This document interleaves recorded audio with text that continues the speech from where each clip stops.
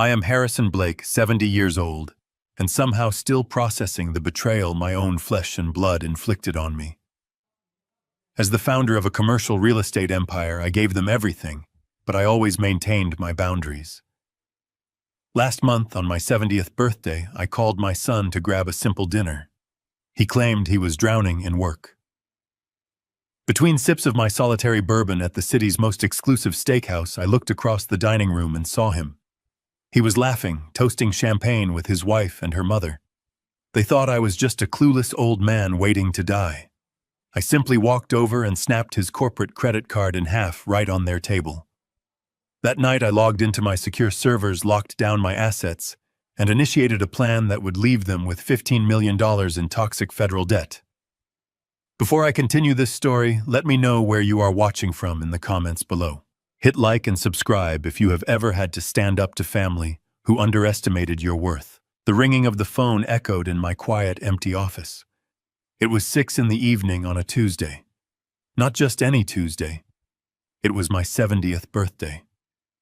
I sat behind my heavy mahogany desk at Blake Holdings, looking out over the city skyline I had spent 4 decades helping to build. I picked up the receiver and dialed my son Derek. He was 36 years old, my vice president, and the only family I really had left. The line trilled 3 times before he finally picked up.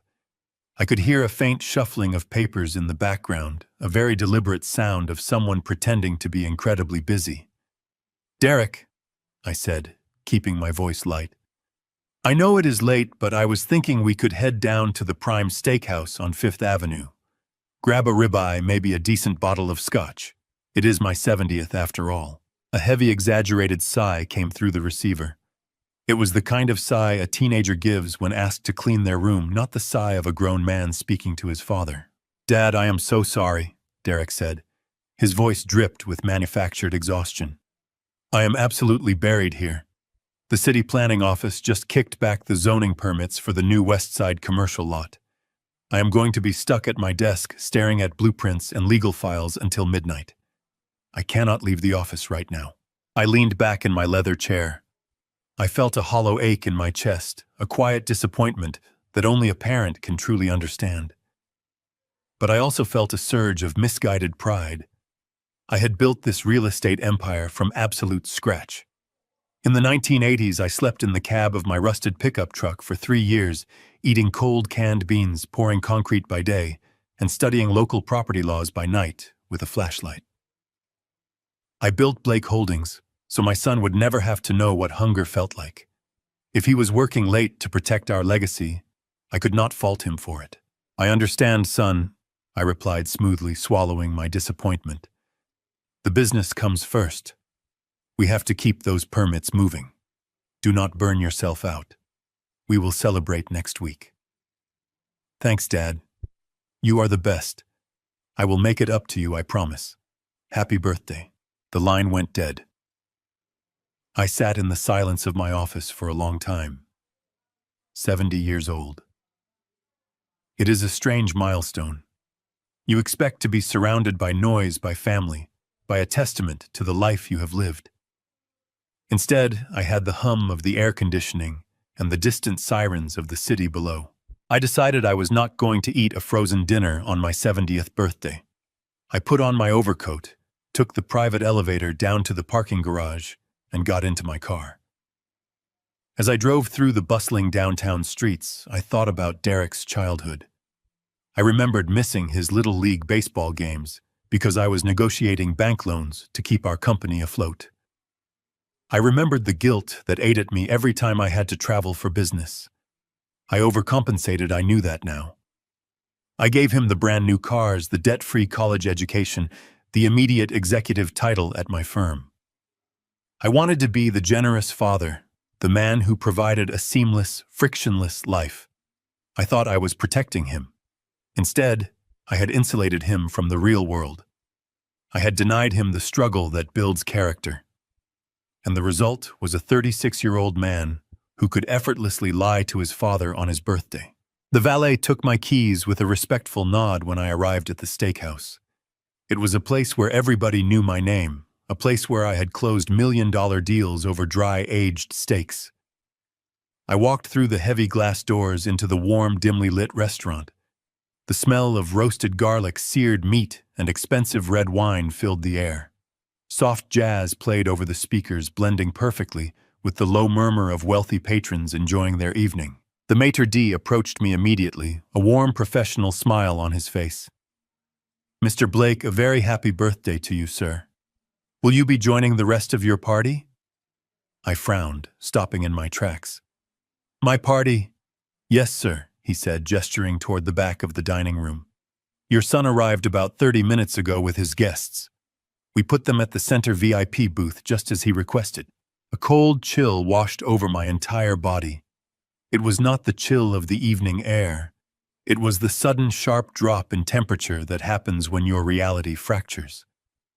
I did not ask the maitre d' to lead the way. I simply nodded and walked slowly through the dining room.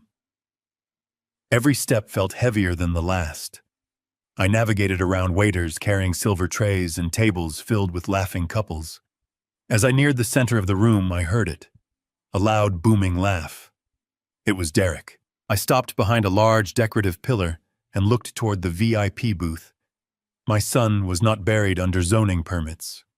He was not staring at blueprints. He was sitting in a plush leather booth, wearing a perfectly tailored suit, looking more relaxed than I had seen him in months. Sitting right beside him was his wife, Monica. She was leaning against his shoulder, holding a crystal flute of vintage champagne. And sitting across from them, demanding the attention of the entire table, was Patricia, Monica's mother. Patricia was a woman who always wore too much perfume and acted like old money, despite never having worked a day in her life. They were feasting. 3 massive seafood towers sat in the center of the table, piled high with fresh oysters, lobster tails, and king crab. 2 open bottles of champagne chilled in silver buckets beside them. I watched Patricia meticulously pick a lobster claw clean. I had never liked Patricia. From the moment Derek married Monica, Patricia had treated my wealth as her own personal lottery winning.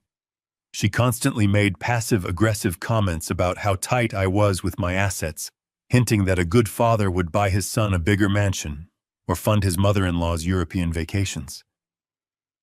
I always ignored her choosing family peace over petty squabbles. But seeing her here laughing with a mouthful of food made my blood boil. Monica, too, revealed a side of herself I had never seen. In my presence, she played the demure, respectful daughter-in-law. Now leaning against Derek, her eyes were sharp, calculating, and entirely dismissive.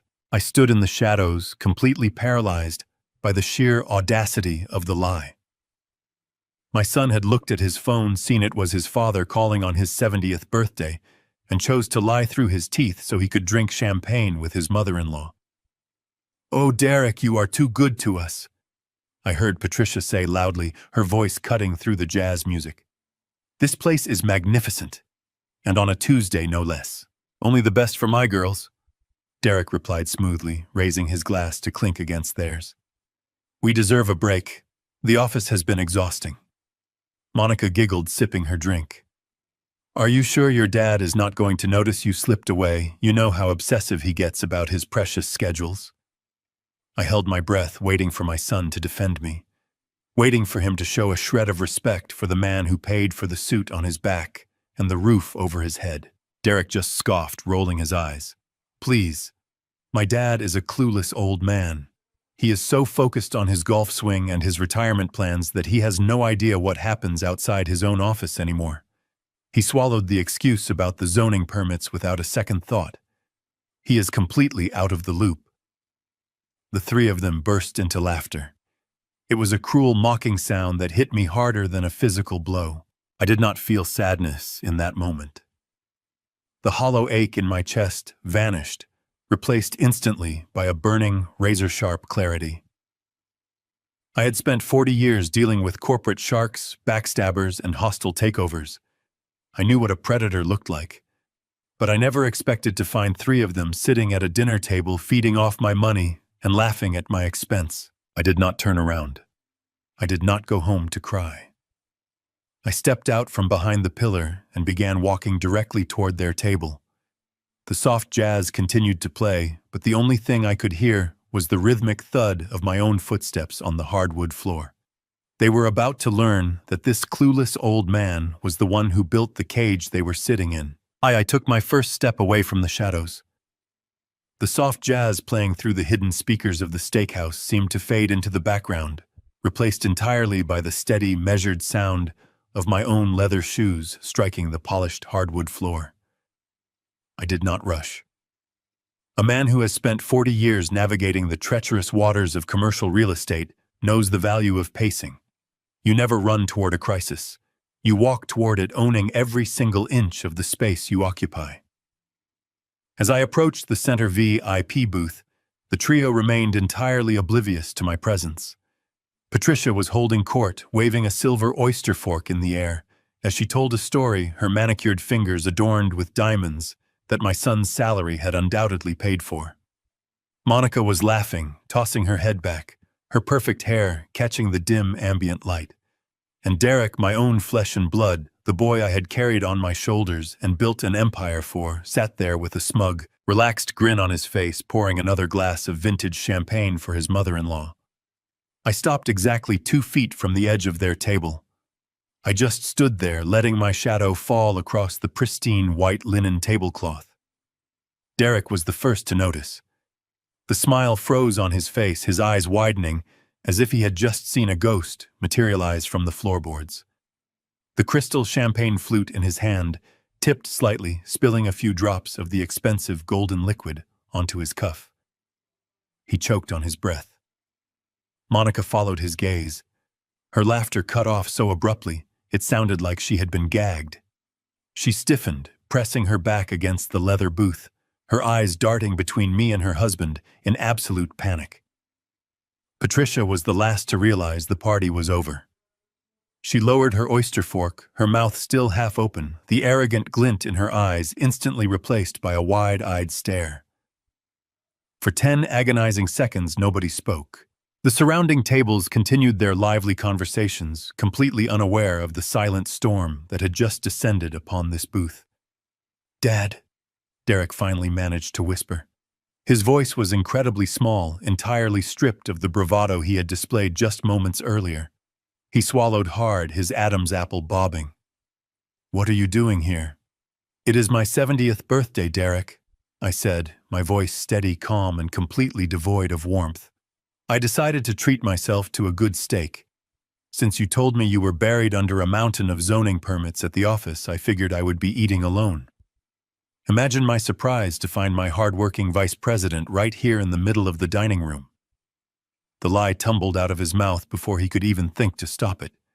It was the desperate, frantic lie of a cornered man. "Dad, wait, it is not what it looks like. We are entertaining a client. Patricia has a friend who is a major architectural consultant. She is just helping me pitch some preliminary design ideas for the new West Side commercial lot. I was going to present the entire portfolio to you tomorrow morning. I swear, we are working." I looked at the table. There were no blueprints. There were no legal pads. There were no architectural sketches. There was only a towering structure of cracked crab legs, empty lobster shells, and half-eaten caviar. "Working," I repeated softly. Monica tried to intervene, her voice artificially sweet, attempting to salvage the unsalvageable. "Harrison, please, we really did not want to bother you on your special day. Derek was just trying to handle the heavy lifting so you could relax. Why do you not pull up a chair? Let us buy you a drink to celebrate." I ignored her entirely. My eyes had found the only piece of paper on the entire table. Resting on a small silver tray right next to Patricia's plate was the itemized bill. Even from 2 feet away, the bold numbers at the bottom of the receipt were impossible to miss. $3,500. And sitting squarely on top of that receipt, catching the dim light of the chandelier, was a heavy matte black metal card, the Blake Holdings corporate credit card. My chest tightened, but not from sadness. It was a visceral, deeply rooted anger that pulled me backward through time. I stared at that black metal card, and suddenly I was not in a luxury steakhouse anymore. I was 32 years old again. It was a freezing November night in 1984. I was sleeping in the cab of a beaten-up Ford pickup truck parked on a muddy construction site because I could not afford to pay rent and meet payroll for my 3 laborers. I remembered waking up shivering, my hands cracked and bleeding from mixing concrete in the biting cold. I remembered washing my face in the icy water of a gas station sink before walking into bank after bank, begging loan officers to take a chance on my first commercial project. I remembered missing meals, missing sleep, missing the simple comforts of life, pouring every ounce of my sweat, blood, and soul into building the foundation of a company that would bear my name. I endured a decade of grueling, back-breaking poverty so that the name Blake Holdings would mean something, so that it would command respect, so that my family would never have to shiver in the dark. And now my son was using the fruit of my lifelong agony to buy $3,000 seafood towers for a woman who despised me while laughing about how clueless and old I was. I reached out slowly. Neither Derek nor Monica dared to move a muscle. Patricia sat perfectly still, her breath hitched in her throat. I picked up the heavy black corporate credit card from the silver tray. The cold metal felt weighty in my palm. I looked Derek directly in the eyes. I did not blink. I did not raise my voice. I did not need to. The quiet authority of a man who knows exactly what he has built is far more terrifying than any shouting match. "Dad," Derek pleaded, his voice trembling slightly. "Please, let us go outside and talk about this. People are starting to stare." He was right. The unnatural tension at our table had begun to attract the attentions of the surrounding patrons. Conversations nearby had hushed, and curious eyes were drifting our way. "You should have been reviewing zoning permits, son," I said softly, gripping the edges of the metal card with both hands. "You should have been protecting the legacy I handed you on a silver platter." I applied pressure. The heavy titanium card resisted for a fraction of a second before it gave way. With a sharp, loud crack, the metal snapped cleanly in half. Monica gasped. Derek flinched backward. Patricia looked pale.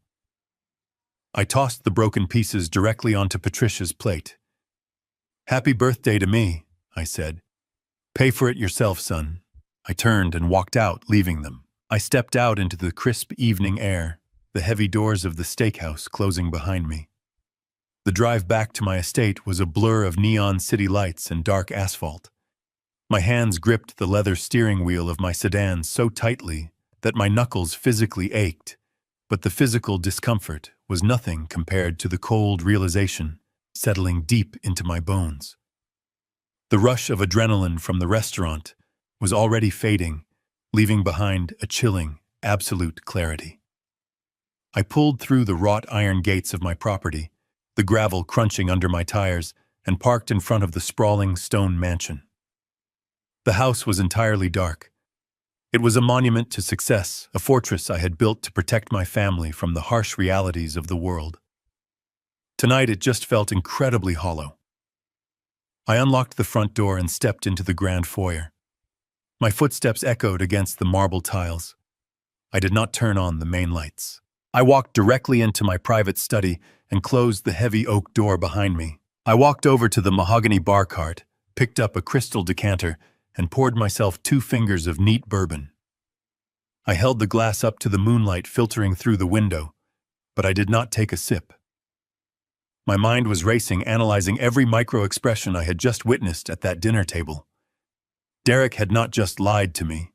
He had lied with the practiced, seamless ease of a man who had done it 100 times before. The shock of snapping that corporate credit card was wearing off, and the analytical side of my brain, the side that had ruthlessly evaluated commercial real estate acquisitions for 4 decades, completely took over. I sat down in my wingback chair and set the bourbon on the desk. This was not about a missed birthday. It was not even about the $3,500 spent on fresh oysters and vintage champagne. Those were just symptoms. The real disease was the staggering entitlement I had seen in their eyes. Patricia had been gorging herself on my dime, completely unfazed, treating my son like her own personal bank account. And Monica had mocked me, She had giggled while Derek called me a clueless old man who was too obsessed with golf to notice what was happening in his own company. That was the specific piece of the puzzle that made my stomach twist into a hard, unforgiving knot. Derek believed I was entirely blind. He genuinely believed that because I had stepped back to let him handle the daily operations of Blake Holdings, I had lost my edge. If he felt comfortable enough to casually swipe a high-limit corporate card for a lavish family dinner, knowing the accounting department processed those receipts every single Friday, it meant he was no longer afraid of oversight. It meant he had circumvented the oversight entirely. A man does not start by stealing thousands of dollars in front of an audience. He starts small. He tests the fences. Only when he is certain the security alarms are disconnected does he grow bold enough to throw a feast in the middle of the city. I looked around my study at the framed blueprints of my first commercial high-rise, at the worn yellow hard hat I kept on a shelf as a reminder of exactly where I came from. I had spent 40 years ensuring that no external force could ever steal a single brick from my empire. Now the thief had the keys to the front door. I did not sleep a single minute that night. I sat in the dark, watching the shadows stretch and shift across the Persian rug as the early morning hours ticked by. I traced the lineage of my son's recent behavior. The sudden, unannounced meetings with contractors I had never vetted. The times I had asked to review the quarterly expenditure reports, only for Derek to brush me off, claiming he was still consolidating the numbers for a cleaner presentation. I had blindly given him the benefit of the doubt. I had allowed the pride of a father to completely override the survival instincts of a chief executive. I had trained him to manage vast properties, negotiate complex leases, and oversee massive construction budgets. I had handed him immense financial power, assuming his moral compass was as sturdy as the steel beams holding up our corporate buildings. That assumption was the greatest liability of my entire career. By the time the first rays of morning light breached the horizon, painting the sky in pale shades of orange and gray, my parental grief had completely burned away. What remained was a singular, unbreakable resolve. I stood up, my joints stiff from the long night, and walked over to my desk. I picked up my phone and checked the time. It was exactly 6 in the morning. Too early for most of the corporate world, but not for the man I desperately needed to call. I dialed the direct cell phone number of Gregory Pierce. Gregory was the senior corporate attorney for Blake Holdings. He was a ruthless, brilliant legal mind who had stood faithfully by my side during the most vicious corporate battles of the late 90s. He answered on the second ring, his voice crisp and immediately alert. He knew that if I was calling him before dawn, the sky was falling. I did not waste time with pleasantries or small talk. I told him exactly what had happened at the restaurant. I described the forged excuse, the champagne, the mockery, and the severed corporate card. Gregory listened in absolute silence. When I finished my recounting, he let out a slow, measured breath. I told him that I needed a complete, unvarnished picture of my son's financial footprint within the company. I instructed Gregory to bypass the internal accounting department entirely. I wanted a forensic shadow audit conducted on every single transaction Derek had authorized over the last 24 months. I wanted every corporate credit card statement, every vendor invoice he had signed, and every expense report he had submitted, pulled and scrutinized by an external team. Gregory warned me that this kind of internal investigation could trigger alarms if Derek had accomplices in the finance department. I told him to lock down the server access under the guise of a routine security upgrade. Derek was not to know a single thing until I had every piece of paper in my hands. Gregory agreed, his tone turning deadly serious. He promised to have a preliminary report on my desk by noon. I hung up the phone and looked out the glass window. The sprawling city below was just beginning to wake up, the streets filling with people rushing to their daily work. They had no idea that high above them an empire was about to be purged. I slowly poured the bourbon down the heavy brass drain. I did not need expensive alcohol to numb the lingering pain anymore. I needed absolute, unwavering focus. The trap was now firmly, quietly, and permanently set. The morning sun crawled across the polished surface of my desk, casting long, sharp shadows that mirrored the coldness inside my chest. I sat in my office since 6 o'clock waiting for the inevitable performance. Derek arrived at 9:15. He knocked twice, a soft, hesitant sound, before pushing the heavy oak door open. He looked the part, I had to give him that. He was wearing the same suit from the night before, slightly rumpled now, with the collar unbuttoned and his tie loosened. His eyes were carefully hooded, carrying the manufactured weight of a man who had supposedly spent the entire night battling local zoning boards. He walked in carrying 2 cups of black coffee and placed one in front of me. He sighed, rubbing the bridge of his nose, the perfect picture of an exhausted son trying to do his best. "Morning, Dad," he said, his voice thick with an incredibly convincing fatigue. "I brought you your favorite roast from that little place down the block. I know I am the last person you probably want to see right now." I looked at the coffee. It was a nice touch. It was the exact kind of prop a guilty conscience uses to buy forgiveness. "Good morning, Derek," I replied, keeping my tone perfectly neutral. "I assume the permits took longer than expected." He dropped into one of the leather guest chairs across from my desk, letting out a long, heavy breath. "Dad, I need to apologize to you. I did not spend the night fighting the city planning office. I lied to you, and I am so deeply sorry." I leaned back in my chair, folding my hands together over my lap. "Go on." "It was Monica," he said, shaking his head with a look of pure, fabricated despair. "You know how she gets when Patricia comes into town. Her mother is relentless. She demanded we take her out to a nice dinner, and she completely hijacked the evening. I told them it was your 70th birthday. I told them I needed to be with you, but Patricia threw an absolute fit. Monica threatened to take the kids and go stay at a hotel if I did not keep the peace. I was backed into a corner, Dad. I panicked. I knew if I told you the truth, it would just hurt your feelings on your special day. I did not want you to feel second best to my in-laws, so I made up the story about the permits. It was a cowardly thing to do, and I hate myself for it. It was a masterful performance. If I had not stood in the shadows of that steakhouse, if I had not heard him explicitly call me a clueless old man who was completely out of the loop, I would have believed every single word. He painted himself as the tragic peacekeeper, the loving son caught between an unreasonable wife, a demanding mother-in-law, and a father he just wanted to protect. He placed the blame entirely on the women in his life, framing his deception as an act of twisted paternal loyalty. "And the corporate credit card?" I asked softly, letting the question hang in the air. Derek flushed, his eyes darting down to the floor before meeting my gaze again. "That was another mistake. Patricia ordered half the menu before I even sat down. When the bill came, it was outrageous. I panicked again. I did not have that kind of liquidity in my personal checking account at the moment, so I used the company card. I fully intended to reimburse the accounts payable department this morning before anyone even noticed. I swear to you, Dad, it was just a temporary lapse in judgment to get through a horrible evening." I sat there looking at the man I had raised. I saw the calculated remorse in his posture, the desperate hope in his eyes that his old trusting father would just sweep this under the rug like I had always done. He wanted absolution.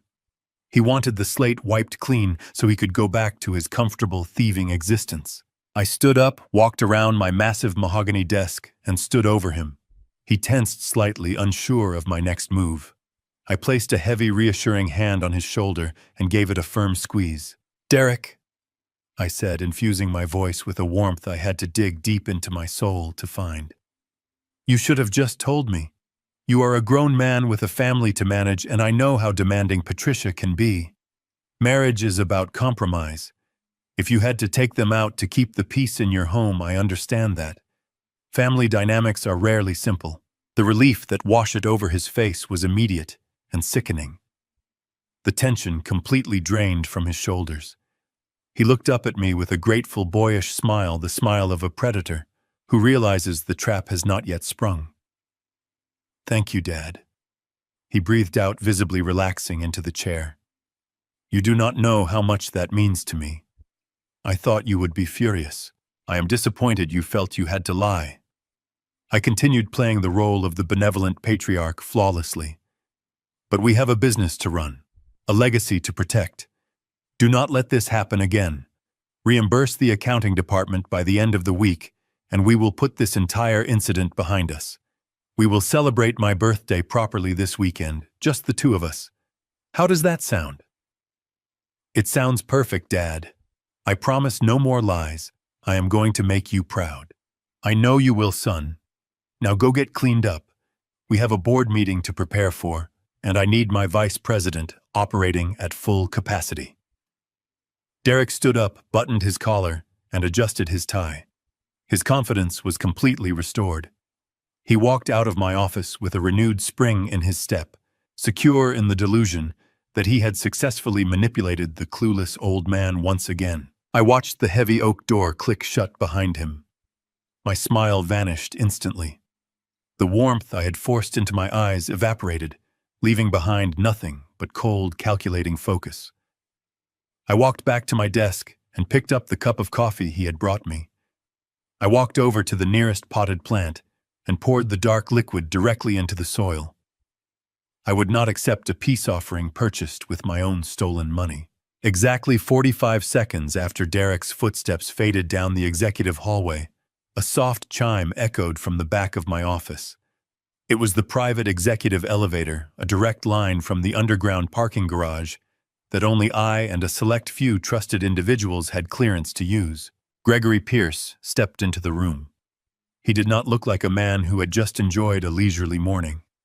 His tie was slightly crooked, his jaw was tight, and his eyes carried the grave intensity of a general preparing for war. In his arms, he carried a massive bound stack of bank statements, ledger printouts, and digital transaction logs. The stack was easily 6 inches thick, a mountain of financial data gathered in record time. He walked briskly across the room and dropped the entire pile onto the center of my mahogany desk. The paper hit the wood with a heavy thud. "Good morning, Harrison," Gregory said, his voice completely devoid of emotion. "I brought the shadow audit you requested." I looked down at the towering stack of documents. "That was fast, Gregory. Did the internal systems flag anything while you were pulling the data?" "No," he replied, loosening his tie. "I used the backdoor protocols we established last year. Derek and the finance department have absolutely no idea we pulled these records. As far as the system is concerned, these documents were never accessed." "Good. I just finished speaking with him. He fed me a story about an overbearing mother-in-law and a moment of weakness. He thinks the problem is completely resolved." "Let him think that," Gregory said, pulling a chair up to the desk, "because the problem is vastly larger than a single steak dinner. I spent the last 3 hours analyzing his corporate expenditure flow, and what I found is going to make you extremely sick. This is far worse than we could have ever predicted." I took my seat directly across from him. I placed my 2 hands flat on the desk, bracing myself for the harsh reality. "Tell me exactly what my son has been doing behind my back." Gregory opened the thickest folder. He did not look at me with pity.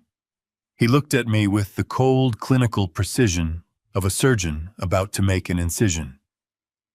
He slid a stapled document across the polished mahogany. It was a summary spreadsheet highlighting Derek's personal authorizations over the past 12 months. I stared at the numbers. The $3,500 dinner bill from the steakhouse, the catalyst that had ignited this entire investigation, was listed at the very bottom. Next to the other line items, that extravagant meal looked like pocket change. It was a rounding error in a sea of massive withdrawals. "The dinner was just a symptom of a much larger disease," Gregory said, tapping his pen against the spreadsheet. "Over the last year, Derek has authorized exactly $842,000 in independent consulting and design fees. All of these payments have been funneled to a single external vendor, a company called Lumina Design." I picked up the spreadsheet. The name meant absolutely nothing to me. In the commercial real estate business, you know the major players. You know, the prestigious architectural firms, the heavy-hitting structural engineering consultants, the elite environmental analysts. I had personally cultivated relationships with the best firms in the city over 4 decades. Lumina Design was a ghost. It did not exist in my world. I asked Gregory to hand me the vendor file. He passed over a thick manila envelope containing the invoices and the master service agreements Derek had signed. I opened the folder and began to read. Building an $800 million real estate empire does not happen by accident. It happens because you learn to read the fine print. In my 30s, I could not afford high-priced corporate lawyers. I spent my evenings sitting at a cheap kitchen table reading municipal zoning codes and construction contracts until my vision blurred. I knew what a legitimate service agreement looked like. I knew the specific ironclad language required to protect a commercial developer from liability. The documents in my hands were an absolute insult to my intelligence. The legal jargon was sloppy amateurish and completely boilerplate. It looked like something a college student had copied and pasted from a free legal website. There were no specific performance metrics. There were no defined delivery dates. The scope of work was incredibly vague, citing general terms like aesthetic consultation, preliminary spatial conceptualization, and ambient interior styling. In the high-stakes world of commercial development, you do not pay hundreds of thousands of dollars for ambient interior styling before the concrete foundation is even poured. You pay for structural blueprints. You pay for load-bearing calculations. You pay for hard, undeniable deliverables. Where are the deliverables, Gregory? I asked, keeping my voice dangerously quiet as I flipped through the pages. If we paid this company over $800,000 in a single year, there must be a mountain of schematics. There should be digital renderings, physical models, comprehensive traffic flow analyses for our new commercial lots. Where is the actual work? Gregory leaned forward, resting his forearms on the desk. That is the most disturbing part, Harrison. There is no work. I gained temporary access to Derek's digital project management drives. I searched for every file associated with Lumina Design. There are no blueprints. There are no computer-aided design files.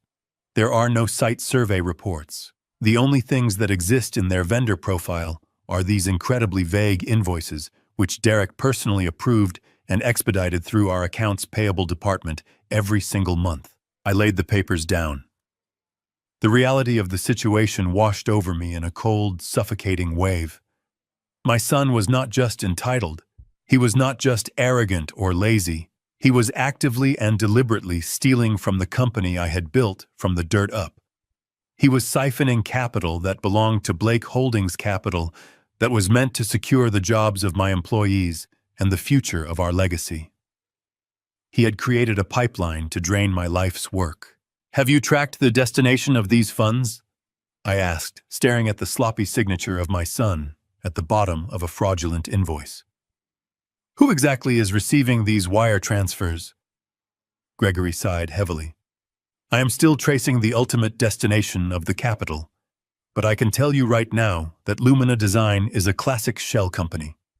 It was incorporated in Delaware 14 months ago. There is no physical office address, only a registered agent and a post office box. There is no website. There are no other listed clients. The company was created for the sole exclusive purpose of billing Blake Holdings. I closed my eyes for a moment, letting the silence of the office settle around us. The betrayal was so profound, it felt almost surreal. I thought back to the conversation I had just had with Derek. The feigned exhaustion, the calculated apologies, the promise to make me proud. He had looked me in the eye and promised to be a better son, all while knowing he had bled my company for nearly $1 million. He thought he was untouchable. He believed his position as my sole heir granted him absolute immunity from the rules that governed the rest of the world. I opened my eyes and looked at Gregory. He thought I would never check. He assumed that because I handed him the title of vice president and stepped back from the daily operational grind, the vault was left completely unguarded. Gregory nodded. He relied on your trust, Harrison. It is the most common vulnerability in family-owned enterprises. The perpetrator banks on the fact that a parent will always give their child the benefit of the doubt. They weaponize your love to blind you to the numbers. He underestimated me, I stated firmly. He forgot how this company was built. I did not survive the recession of 1988 by being blind to the numbers. I did not crush the hostile takeover attempt in 2004 by ignoring the details. Every single dollar that moves through Blake Holdings is a dollar I bled for. And no one, not even my own flesh and blood, is going to treat my life's work like a personal slush fund. I picked up the stack of invoices and tapped them against the mahogany desk, aligning the edges perfectly. The anger inside me was no longer a hot, chaotic flame. It had condensed into something freezing and sharp. It was the precise surgical focus of a man preparing to amputate a diseased limb to save the rest of the body. I want to know exactly who owns Lumina Design, Gregory, I said, my voice resonating with absolute authority. I do not care how many corporate veils they have hidden behind. I want their full legal names. I want to know exactly who is actively profiting from this entire deception today. Give me those names, and then we will begin dismantling his life, piece by piece, until there is absolutely nothing left for him to steal from me. Gregory did not hesitate. He reached into his heavy leather briefcase and withdrew a thin manila folder. He slid it across the mahogany desk. The paper was cool, contrasting sharply with the burning heat in my chest. I opened it and stared at a corporate registration document from Delaware. The name at the top, listed as the primary shareholder, was Arthur Pendleton. I looked up at Gregory in absolute confusion. The name meant nothing to me. I knew every major player in the commercial real estate sector, and Arthur Pendleton was not one of them. Gregory anticipated my question. He leaned forward, both of his hands clasped on the desk. He explained that Arthur Pendleton was not an architect, an interior designer, or an environmental consultant. He was a retired car salesman living in a modest condominium in Wilmington. More importantly, Gregory added, his voice dropping to a grim register, Arthur Pendleton was Patricia's first cousin. The revelation hung in the air. The puzzle pieces violently slammed together.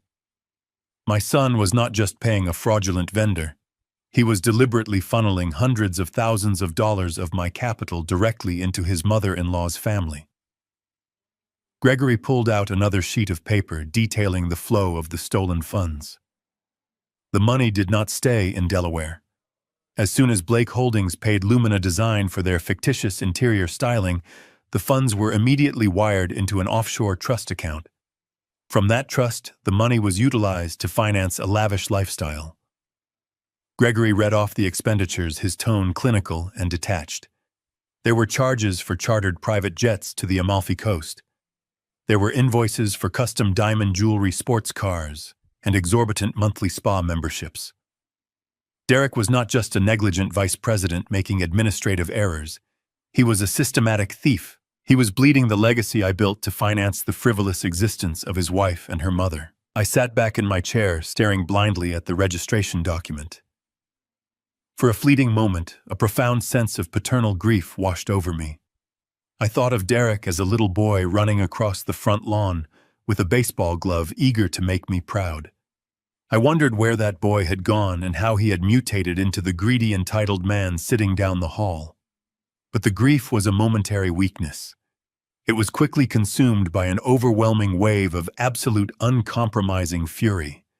I had not spent 40 years fighting off hostile takeovers, navigating market crashes, and crushing aggressive competitors, just to let my own flesh and blood dismantle my empire from the inside.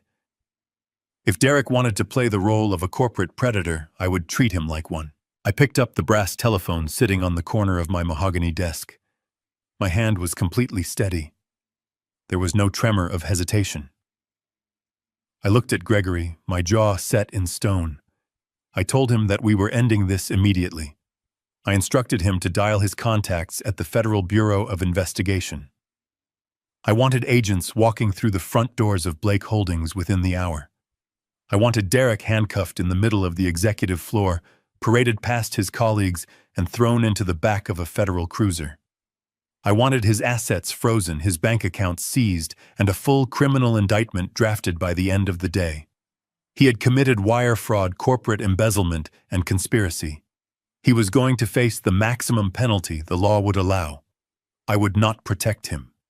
I would let the justice system crush him entirely. Before my fingers could even punch in the first digit on the keypad, Gregory reached across the desk and firmly placed his hand over the receiver. I looked up at him, my eyes narrowing with intense defensive anger. I demanded to know what he was doing. I told him to let go of the phone. But Gregory did not move. His expression remained incredibly stoic, carrying a heavy, dark weight that I had never seen before in all our years of working together. He gently pressed the receiver back down onto the base, severing the dial tone. He told me to wait. He told me that calling the federal authorities right now for simple corporate embezzlement would be a massive mistake. I stared at him incredulous. I asked him how reporting such a massive theft could possibly be a mistake. Gregory reached back into his leather briefcase. He did not pull out another stack of bank statements or vendor invoices.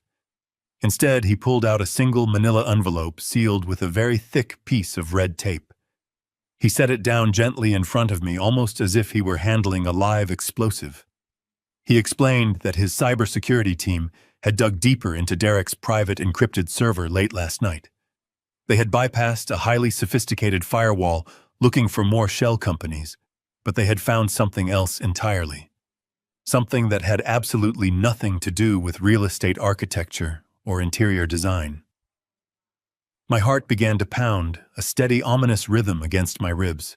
I picked up the envelope, broke the red seal, and pulled out a solitary encrypted digital document printed on thick corporate letterhead. Gregory watched me closely, his voice dropping to a quiet, harsh whisper. He told me that the embezzlement we had uncovered was terrible, but it was essentially just the operational funding for a much larger, much more sinister scheme. I unfolded the paper and stared at the bold, black text. It was a wire transfer confirmation. But it was not directed to Lumina Design, nor was it sent to an offshore trust account in the Caribbean. It was a direct, localized wire transfer for exactly $50,000. I looked at the recipient line. It was a private medical practice located in a very exclusive, discreet neighborhood on the Upper East Side of the city. I read the name of the recipient out loud. It belonged to a prominent, highly sought-after private neurologist. A deep, suffocating confusion swirled rapidly in my mind. I asked Gregory why my son would wire $50,000 of stolen capital to a brain specialist. Was Derek sick? Was Monica dealing with a hidden medical crisis? Gregory slowly shook his head, his eyes locking onto mine with a dark, unsettling certainty. He leaned across the desk, his voice barely above a breath, yet it echoed through the silent office like a thunderclap. He told me Derek wasn't sick. He told me they had been monitoring the email exchanges attached to that specific wire transfer. The $50,000 was not a payment for legitimate medical treatment. It was a massive, untraceable bribe. Gregory pointed a steady finger at the neurologist's name on the receipt. He told me that Derek, Monica, and Patricia were actively paying a corrupt medical professional to falsify my personal health records. The room felt devoid of oxygen. The implications slammed into me, staggering all my senses. The embezzlement was just the surface. They were funding a medical conspiracy to destroy my entire life completely. The embezzlement was just the surface. They were funding a medical conspiracy to destroy my entire life completely. The sheer magnitude of Gregory's statement hung in the air, thick and suffocating. I stared at the wire transfer receipt, my eyes tracing the ink that spelled out the name of the private neurologist. Dr. Aris Thorne. He was not just any physician. He was a high-profile specialist catering to the city's ultra-wealthy elite, a man known for his airtight discretion and exorbitant retainer fees. I had met him once at a charity gala 5 years ago. He was polished, charismatic, and possessed eyes that evaluated everyone in the room like walking checkbooks. Now my son was funneling $50,000 of stolen corporate funds directly into Thorne's private accounts. I looked across the mahogany desk at Gregory. The seasoned lawyer mirrored my grim expression. We both knew that a sum of that magnitude, secretly wired from a shell company to a doctor without a single corresponding medical appointment on my calendar, was not a consultation fee. It was blood money. I stood up and walked over to the floor-to-ceiling window, looking out over the sprawling metropolis I had spent 40 years conquering. The towering skyscrapers of glass and steel usually filled me with a sense of profound accomplishment. Today, they just felt like prison bars. I asked Gregory how we could prove what they were planning. Bank transfers were suspicious, but they were circumstantial. Derek could simply claim he was paying for a private medical consultation for a friend or investing in the doctor's new clinic. We needed the communications. We needed the undeniable proof of their intent. Gregory nodded slowly. He told me that standard corporate auditing had reached its limit. To breach Derek's heavily encrypted personal servers and intercept the communications attached to the Lumina design payments, we needed to step outside the boundaries of conventional legal channels. We needed a shadow operator. By 3 o'clock that afternoon, a man simply introduced as Vance arrived in my office through the private executive elevator. Vance was a former federal cybersecurity analyst who now operated exclusively in the lucrative, morally gray sector of corporate espionage. He did not wear a suit. He carried a battered black backpack and possessed an unsettling quiet demeanor. Gregory handed him the digital logs and the IP addresses associated with Derek's hidden server network. Vance did not ask questions. He simply set up his encrypted laptop on my conference table, connected a series of complex routing devices, and began to work. The atmosphere in the office grew impossibly tense. For 6 grueling hours, Gregory and I sat in silence, watching the sun dip below the city skyline, casting long, dark shadows across the room. The only sound was the frantic, rhythmic tapping of Vance's fingers against his keyboard. I poured a glass of water, my mind racing through 1,000 agonizing scenarios. I thought about Monica playing the sweet, devoted daughter-in-law at every holiday dinner, smiling warmly, while secretly plotting my demise. I thought about Patricia lounging in the VIP booth of the steakhouse, sipping expensive champagne purchased with the very money she was using to destroy me. And I thought about Derek, my son. The boy I had taught to ride a bicycle. The boy I had proudly watched walk across the stage to receive his college diploma. How had his soul become so utterly corrupted? Had my wealth poisoned him? Or had Patricia and Monica simply watered a seed of greed that was already present in his heart? At exactly 9:15 that evening, the rapid typing stopped. Vance leaned back in his chair and rubbed his tired eyes. He looked at Gregory, then turned his gaze to me. He announced that he had successfully bypassed the secondary firewalls and breached the encrypted email vault Derek used to communicate with Patricia and Dr. Thorne. He had extracted a localized cache of 53 emails and 4 attached PDF documents. Vance mirrored the screen of his laptop to the large presentation monitor on my office wall. The digital evidence illuminated the darkened room with a harsh, glaring white light. Gregory and I stepped closer to the screen, our eyes scanning the chronological list of messages. The subject lines were incredibly innocuous, labeled as architectural consults and estate planning updates. But the actual contents of the messages were devastating. Gregory opened the earliest email exchange dated 3 months prior. It was initiated by Patricia. She was explicitly instructing Derek on how to approach Dr. Thorne with the financial proposition. She wrote that Thorne had a known gambling debt and was desperate for untraceable liquidity. The subsequent emails detailed a chilling, meticulously planned negotiation. Derek offered Thorne $50,000 upfront, funneled through the Lumina Design shell company, with a promise of another $200,000 once the final objective was achieved. And then Vance opened the first of the encrypted PDF attachments. It was a comprehensive medical dossier. My name, my date of birth, and my personal identification numbers were stamped boldly at the top of the first page. I read the diagnostic summary in absolute horror. The document was a flawlessly fabricated psychiatric and neurological evaluation. According to the pages displayed on the screen, I had been suffering from severe, progressively worsening cognitive decline for over a year. The report detailed fictitious episodes of severe memory loss, aggressive behavioral outbursts, and a complete inability to manage complex financial concepts. Dr. Thorne had used his prestigious medical credentials to formally and legally diagnose me with aggressive early-onset Alzheimer's disease. He had falsified brain scan summaries, fabricated cognitive test scores, and signed the document with his official medical seal, legally declaring me entirely unfit to manage my own affairs, my company, or my life. The sheer malice of the conspiracy stole the breath directly from my lungs.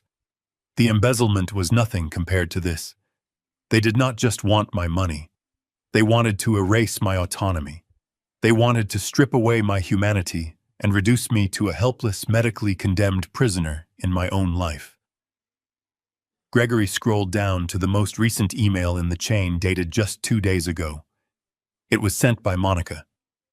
She was confirming the final receipt of the fully executed medical documents from Dr. Thorne. Her message was brief, cold, and dripping with triumphant malice. She wrote to Derek and Patricia confirming that the doctor had delivered the final paperwork. She stated that the trap was perfectly set and that they had every reason to celebrate. The final puzzle piece violently locked into place.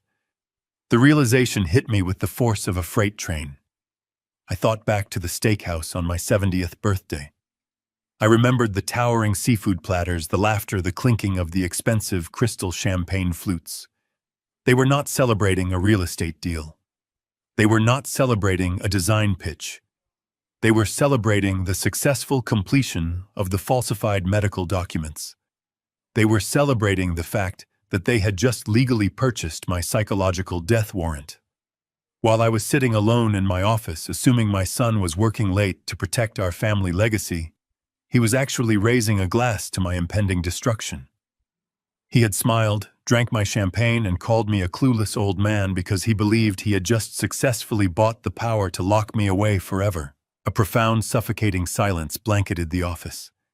Even Vance, a man accustomed to the darkest corners of corporate treachery, looked visibly disturbed by the sheer cruelty displayed on the screen. Gregory placed a steady hand on my shoulder. He asked me how I wanted to proceed. He told me we had enough evidence to immediately dispatch the Federal Bureau of Investigation to their homes. We could have Derek, Monica, Patricia, and Dr. Thorne arrested for criminal conspiracy, medical fraud, and grand larceny before midnight. We could end the nightmare right now with a single phone call. I stared at the fraudulent diagnosis bearing my name. The pain of the betrayal was immense, but the tears I expected to fall simply never materialized. Instead, the sorrow evaporated, leaving behind a cold, terrifying, and absolute resolve. I would not call the authorities, not yet. Arresting them now would be far too merciful. It would give them a quick resolution.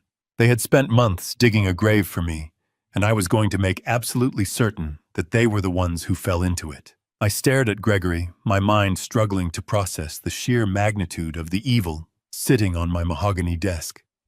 A medical conspiracy.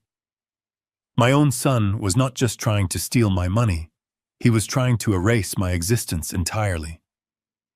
I asked Gregory to show me the rest of the communications. I needed to see every single word they had written. I needed to understand exactly how deep this rot went into my family. Vance typed a few commands on his keyboard, bringing up a highly organized folder containing dozens of intercepted text messages and encrypted chat logs between Derek, Monica, and Patricia.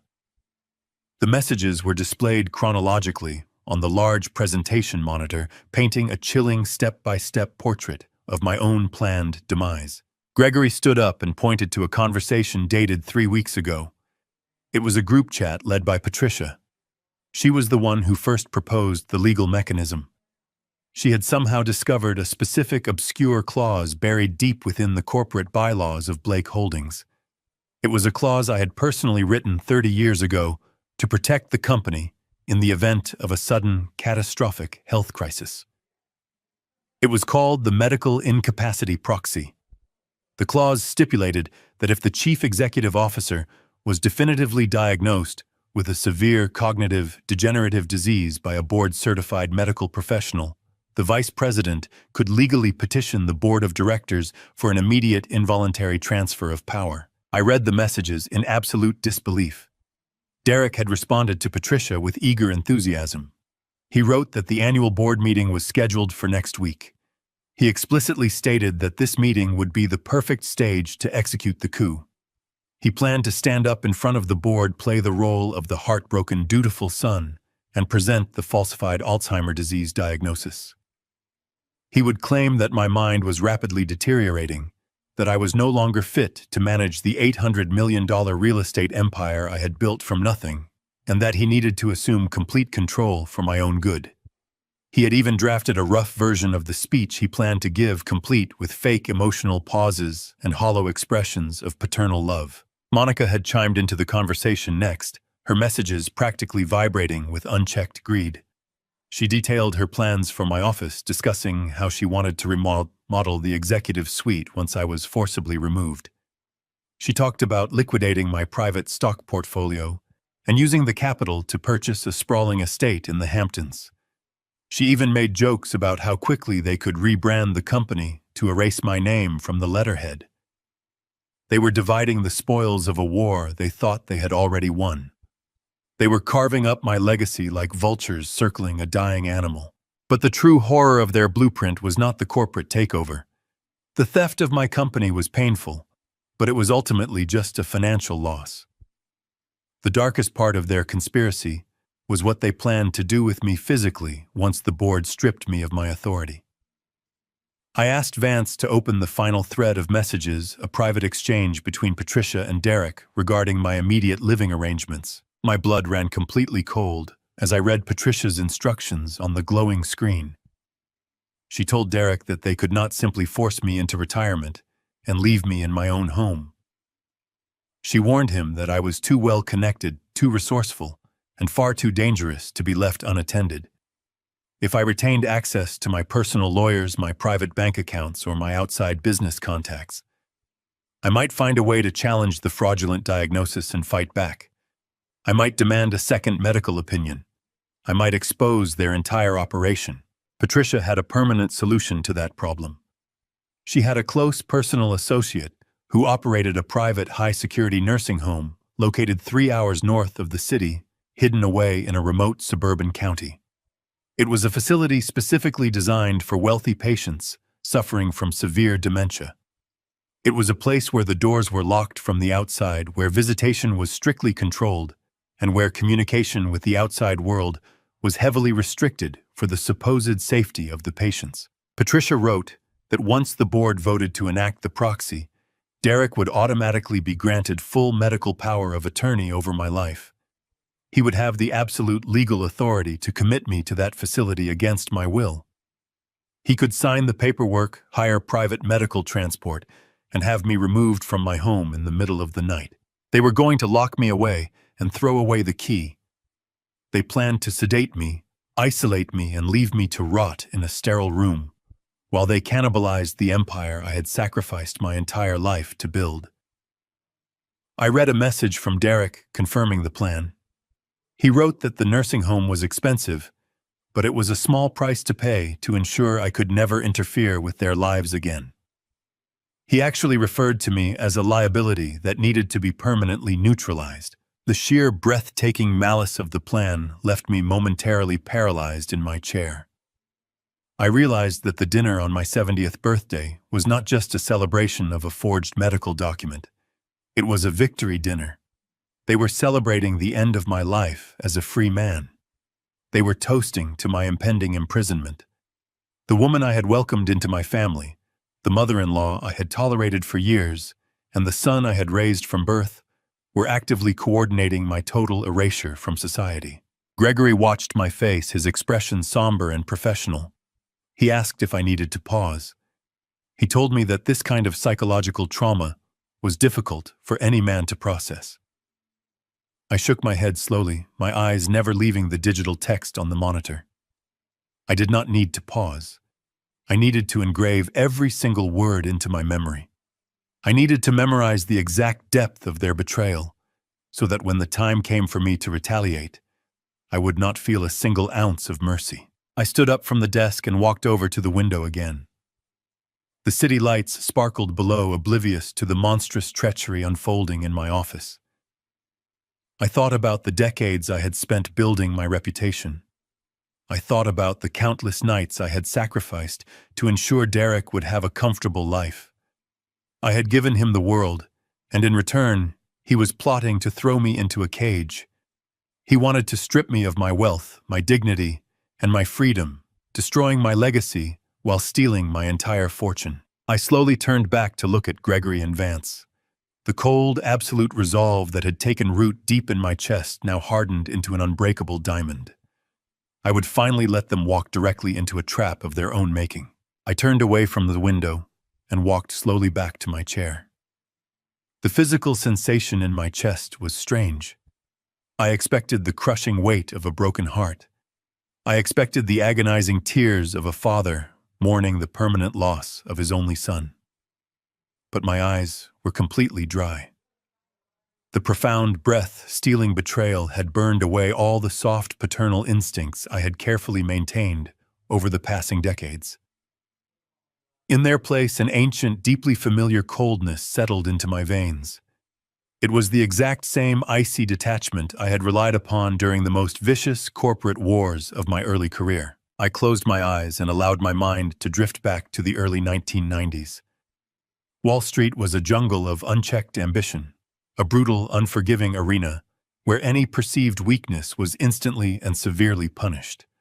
I remembered the ruthless tycoons who had tried to completely dismantle Blake Holdings before it even had a chance to stand on its own feet. I remembered men who were much smarter, much richer, and much more dangerously connected than Derek could ever hope to be. They had actively tried to bleed me dry with hostile takeovers, aggressive short-selling, and predatory litigation designed to ruin my life. I did not survive them by playing fair. I survived them by becoming the absolute apex predator in the room. I learned to anticipate their strikes, lure them into false senses of security, and then dismantle their operations so thoroughly that they never recovered. I had spent the last 15 years playing the role of the benevolent retired patriarch. I had softened my sharp edges for the sake of maintaining family harmony. Derek had grown up under the protective shade of the massive tree I had planted, completely ignorant of the sheer violence it took to properly defend the soil. He mistook my generous nature for pathetic weakness. He mistook my advancing age for creeping senility. If my own flesh and blood genuinely wanted to play a cutthroat game of ultimate survival, I was not going to act like a wounded, helpless victim. I was going to show him exactly how a true, terrifying predator hunts. I opened my eyes and looked directly at Gregory. He was watching me with a complex mixture of genuine concern and professional anticipation. He slowly reached into his tailored coat pocket and pulled out his encrypted cellular phone. He stated clearly that he was going to contact the lead investigator at the Financial Crimes Division of the Federal Bureau of Investigation.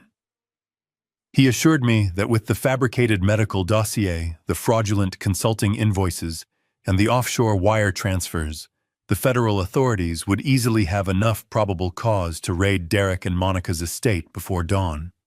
He promised me that they would be sitting in federal custody by breakfast. I reached across the wide expanse of the polished mahogany desk and placed my hand firmly over his.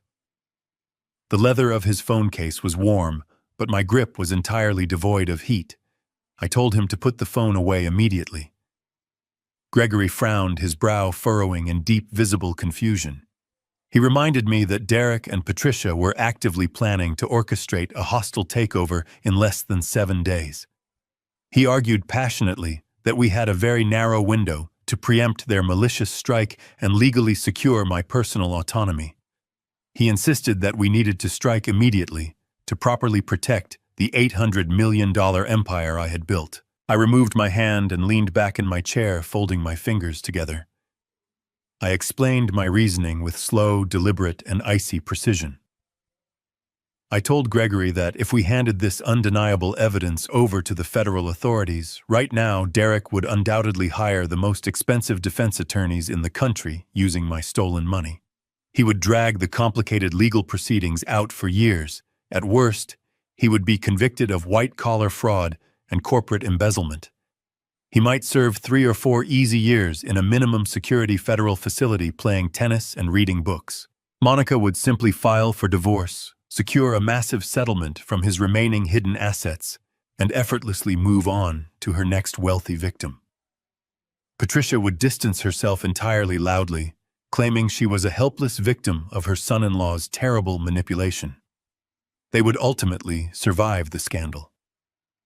A few years in a comfortable federal prison was far too merciful a punishment for the people who had maliciously plotted to steal my freedom and lock me away in a secure psychiatric ward. I did not just want them penalized by the slow justice system. I wanted them utterly systematically dismantled.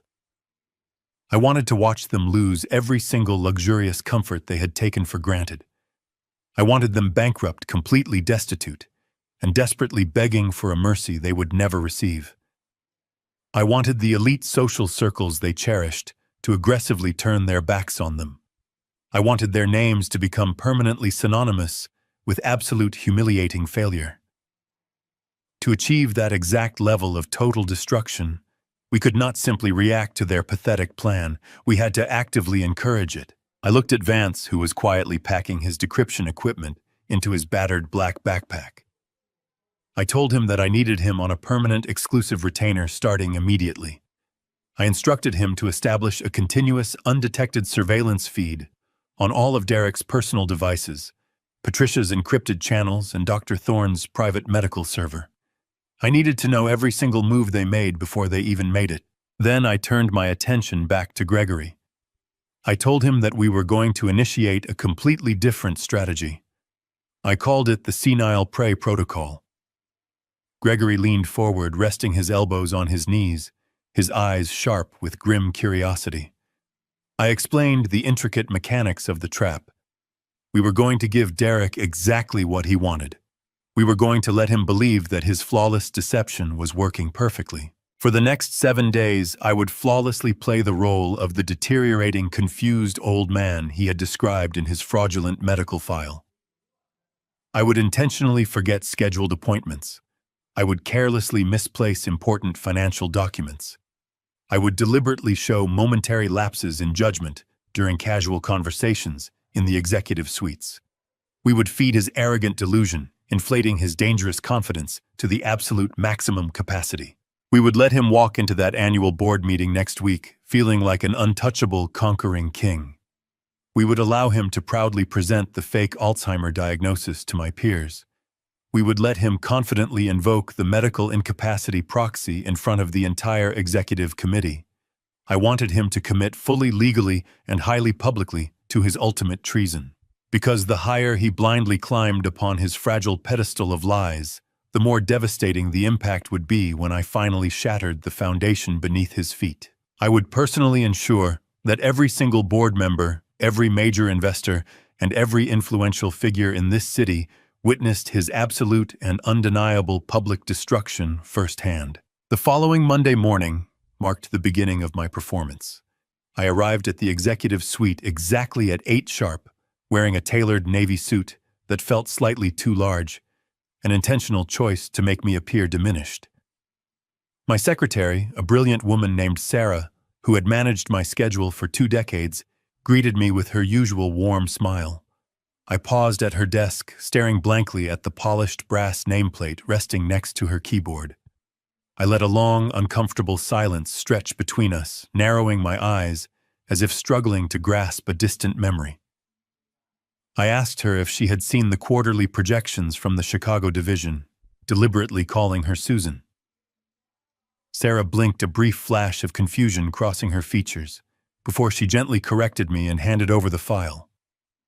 It was a minor slip, completely inconsequential on its own, but in the highly pressurized ecosystem of Blake Holdings, rumors of vulnerability traveled faster than electricity. By noon, I knew Derek would have heard about the lapse. I spent the afternoon actively dismantling my own reputation for immaculate precision. During a high-level strategy meeting with the regional directors, I sat at the head of the long glass table and stared at the projected revenue charts.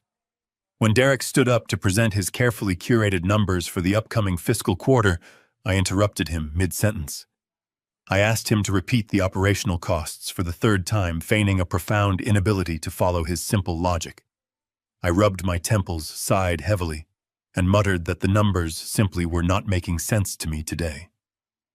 I watched the other directors exchange nervous, fleeting glances. Derek, however, handled the interruption with masterful, poisonous grace. He walked over to my chair, placed a reassuring hand on my shoulder, and slowly repeated the figures, using the patronizing tone one might reserve for a confused toddler. I nodded slowly, playing the part of the weary old man, grateful for his son's patience. The trap was not just about public displays of cognitive failure. I needed to create an environment where Derek felt completely comfortable operating in the shadows, secure in the delusion that I was too detached to notice his blatant theft. On Wednesday afternoon, I called him into my private office to discuss a routine vendor contract.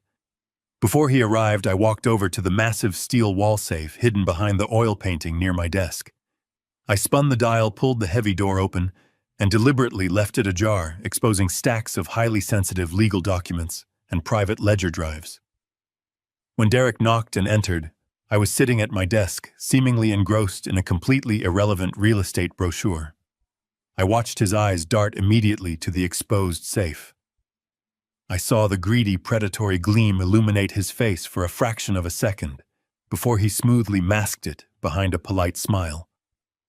He sat down, and I handed him the contract, completely ignoring the glaring security breach I had just staged. For the remainder of the week, I meticulously orchestrated a symphony of manufactured senility.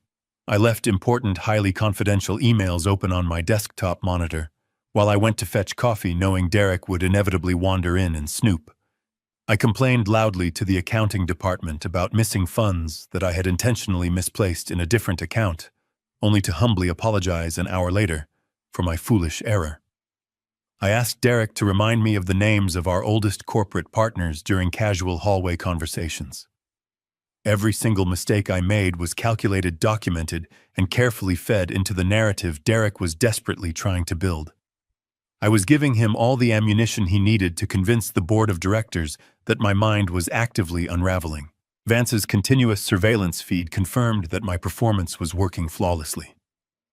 Late Thursday night, I sat in the dim light of my home study reading the intercepted text messages flowing between Derek and Monica. They were absolutely ecstatic. Derek sent a lengthy message detailing my supposed decline, bragging that the stress of the upcoming board meeting was causing my underlying condition to accelerate rapidly. He wrote that he hardly even needed Dr. Thorne's fabricated medical dossier anymore, because I was doing an exceptional job of proving my own incompetence to the entire executive team. Monica responded with a barrage of celebratory remarks, gleefully stating that my pathetic displays were making their hostile takeover practically effortless. They were convinced that my mind was crumbling under the weight of my own legacy, leaving the throne perfectly unguarded. Their arrogance blinded them to the reality of the situation. By Friday, Derek had completely dropped his guard. Emboldened by my apparent deterioration, he began authorizing even larger transfers to Lumina Design, pushing through invoices with reckless, sloppy speed. He stopped covering his digital tracks, assuming that the clueless old man weeping over forgotten names would never bother to check the internal routing logs. He even held a private phone call with Patricia from his office, a conversation Vance easily intercepted, where they openly discussed the exact timeline for moving me to the secure suburban nursing facility. They laughed about how quickly they could pack my belongings, confident that I would be too confused to mount any sort of meaningful resistance. I listened to the recording of that phone call while pouring myself a measure of scotch. The sheer cruelty of their joy was staggering, yet it only served to harden the ice in my veins. They genuinely believed they had won. They thought they had successfully outsmarted the architect of Blake Holdings, reducing me to a helpless pawn in their grand scheme. But they had failed to realize the fundamental rule of the corporate jungle. A true predator never reveals its strength until the exact moment it strikes. My manufactured weakness was the ultimate weapon, a carefully woven net designed to entangle them in their own boundless greed. As the weekend approached, the stage for the annual board meeting was set perfectly. The board members were flying in from across the country, their minds already primed by the subtle rumors of my failing health that Derek had so diligently planted. The fabricated medical dossier was printed, signed, and ready to be presented as the definitive proof of my demise. Derek had his tragic speech memorized, and Monica was practically measuring my office for new curtains. They were marching blindly toward the precipice, intoxicated by the illusion of absolute victory.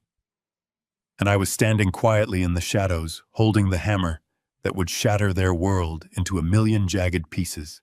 I spent Sunday evening reviewing my final preparations with Gregory and Vance. Every single piece of our evidence was properly secured. Every single legal countermeasure was firmly locked into place. I looked at the two trusted men sitting across from me, knowing that tomorrow morning would fundamentally change my family forever. Derek wanted to treat my business like a ruthless game. Tomorrow he would finally learn exactly what happens when you force a master player back onto the board. He would fall hard, and he would never recover. Monday morning arrived, matching the bleak atmosphere I needed to project. I arrived at the executive suite early to set the physical stage for the grand deception. I instructed Sarah to keep the velvet blinds in my office drawn shut, casting the room in a dim shadow. I loosened my silk tie, unbuttoned my collar, and deliberately rumpled my suit jacket to make my frame appear frail. I placed generic orange prescription bottles on the corner of my mahogany desk, positioned where anyone sitting in the guest chair would immediately notice them. At exactly 10, I pressed the intercom button and asked Sarah to summon the vice president. I infused my voice with a slight waver, a subtle auditory cue of vulnerability. Derek arrived less than 3 minutes later. He knocked softly, pushing the door open, with an expression of manufactured concern he had clearly practiced. He stepped into the office, his eyes locking onto the prescription bottles before scanning my disheveled appearance. A brief flash of predatory satisfaction illuminated his features, though he quickly buried it beneath a mask of dutiful affection. He approached the desk slowly, like approaching a wounded animal. He asked if I was feeling well, noting the office was unusually dark, and I looked incredibly tired. I sighed, a long breath pulling from the bottom of my lungs. I sank deeper into my leather chair, rubbing my temples with trembling fingers. I told him to sit down, stating we needed a very serious conversation about the immediate future of the company and our family. Derek took a seat, leaning forward with an eager intensity he could not conceal. He was practically vibrating with anticipation, fully expecting me to surrender the crown. I looked at him, eyes glassy and unfocused, playing the tragic role of a patriarch, surrendering to the ravages of time. I told him the weekend was difficult, that I spent hours reviewing files and found myself lost in the numbers. I confessed with a calibrated tone of quiet despair that my memory was failing at an alarming rate. I told him I was making mistakes, forgetting details, and the sheer stress of managing the empire was becoming too heavy for my mind to carry.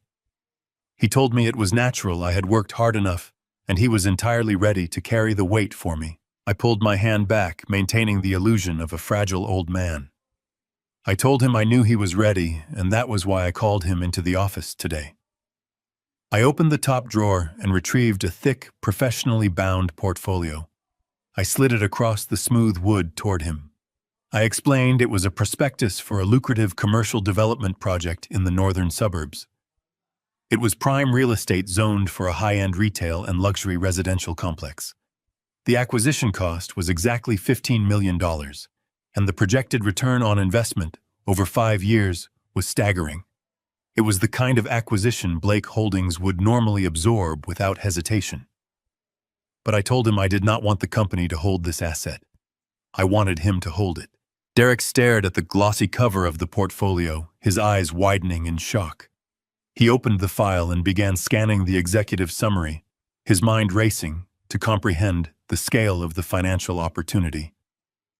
I leaned forward, lowering my voice to a raspy conspiratorial whisper. Son, my mind isn't what it used to be. There's a highly lucrative $15 million suburban commercial land deal. I want you to buy it under your own LLC. Blake Holdings will guarantee the capital. Consider it your early inheritance before I step down. I watched his face closely, tracking every expression as his greed violently collided with his logic. He was a thief, but he was certainly not entirely stupid. He asked why I wanted him to purchase the property under an independent entity instead of integrating it into our existing corporate portfolio. I had the answer perfectly prepared. I smiled a sad, defeated smile. I told him because my cognitive faculties were slipping, I was terrified of making a catastrophic error that could damage the primary company. I explained if he held the asset in a separate limited liability company, it would be shielded from any potential fallout caused by my declining mental state. I assured him Blake Holdings would serve as the financial guarantor for the entire $15 million acquisition loan. He would not have to risk a single penny of his own capital. He would simply sign the purchasing agreements as the proprietor of his new firm, use our corporate backing to secure the credit, and reap the massive profits when the development launched.